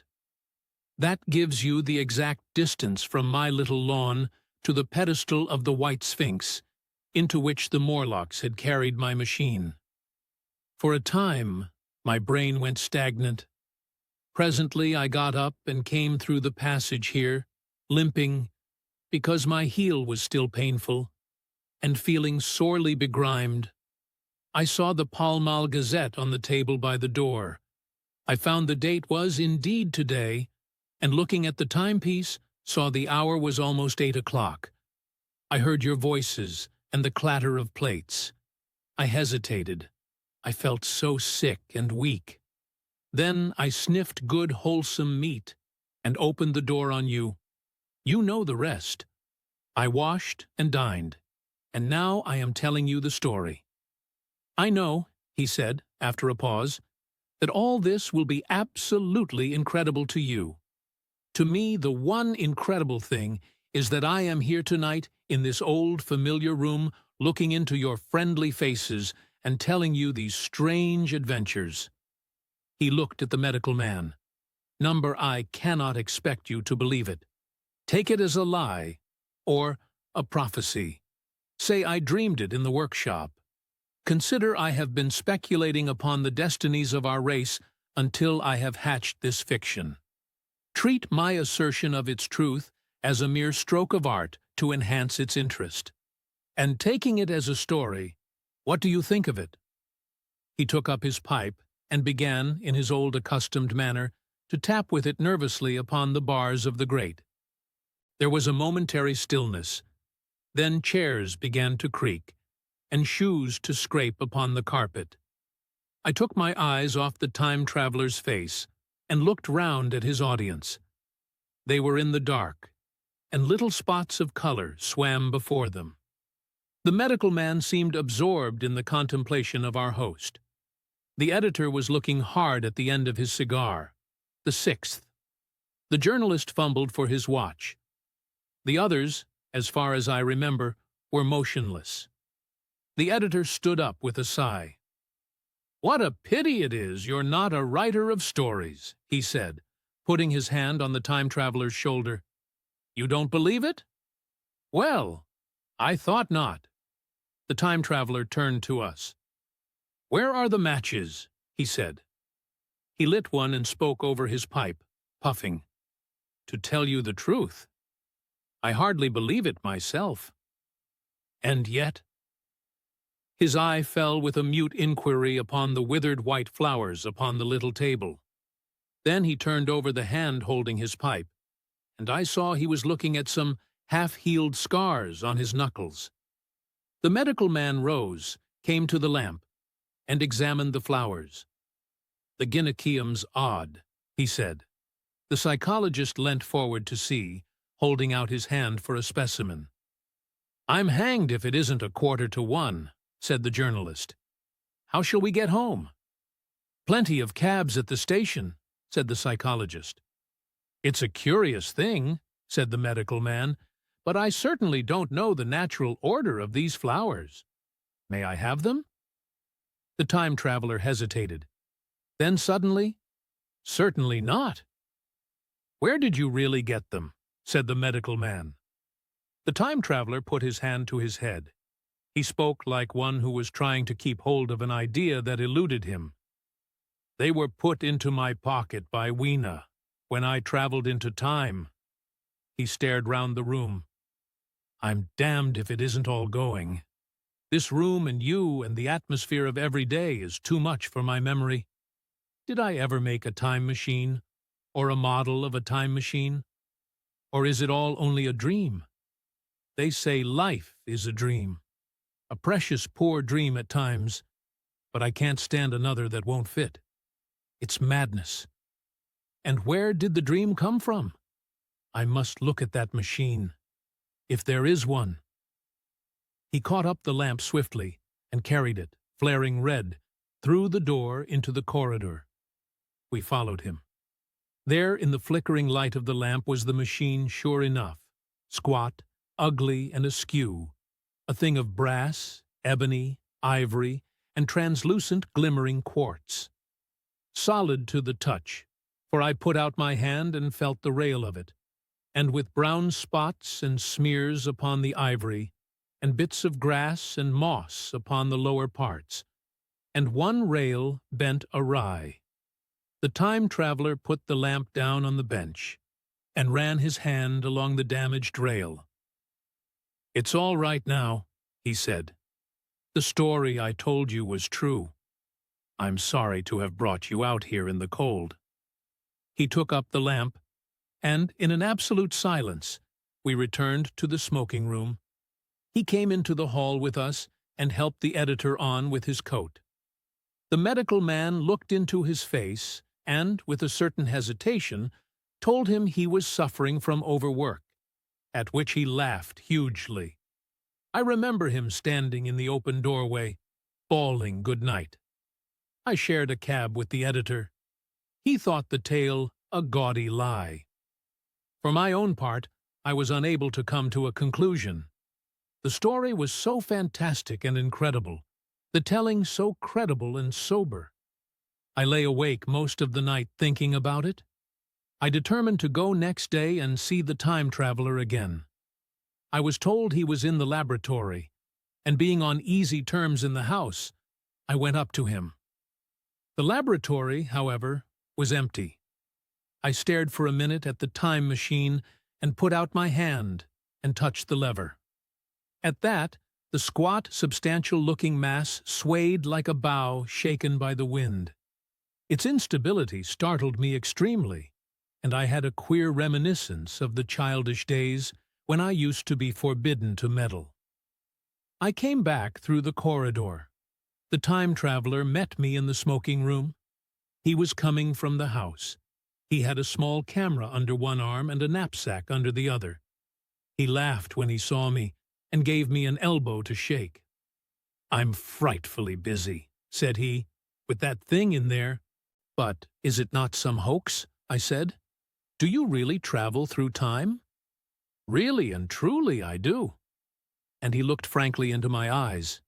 He hesitated. His eye wandered about the room. "I only want half an hour," he said.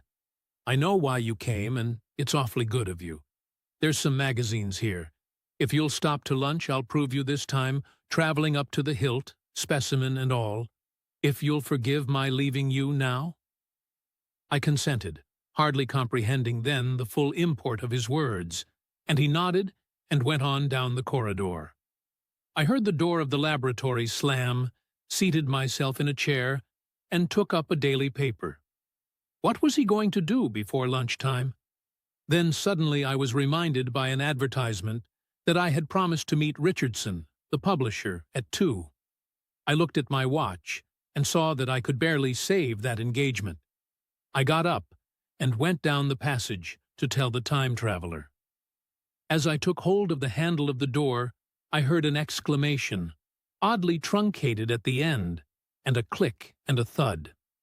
A gust of air whirled round me as I opened the door, and from within came the sound of broken glass falling on the floor. The time traveler was not there. I seemed to see a ghostly, indistinct figure sitting in a whirling mass of black and brass for a moment, a figure so transparent that the bench behind with its sheets of drawings was absolutely distinct. But this phantasm vanished as I rubbed my eyes. The time machine had gone. Save for a subsiding stir of dust, the further end of the laboratory was empty.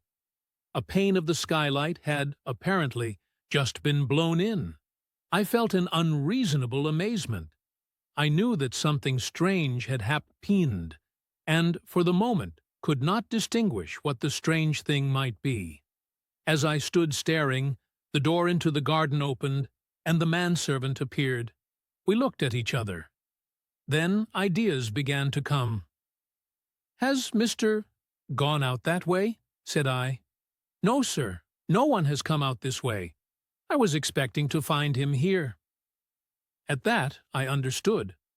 At the risk of disappointing Richardson, I stayed on, waiting for the time traveler, waiting for the second, perhaps still stranger story, and the specimens and photographs he would bring with him. But I am beginning now to fear that I must wait a lifetime.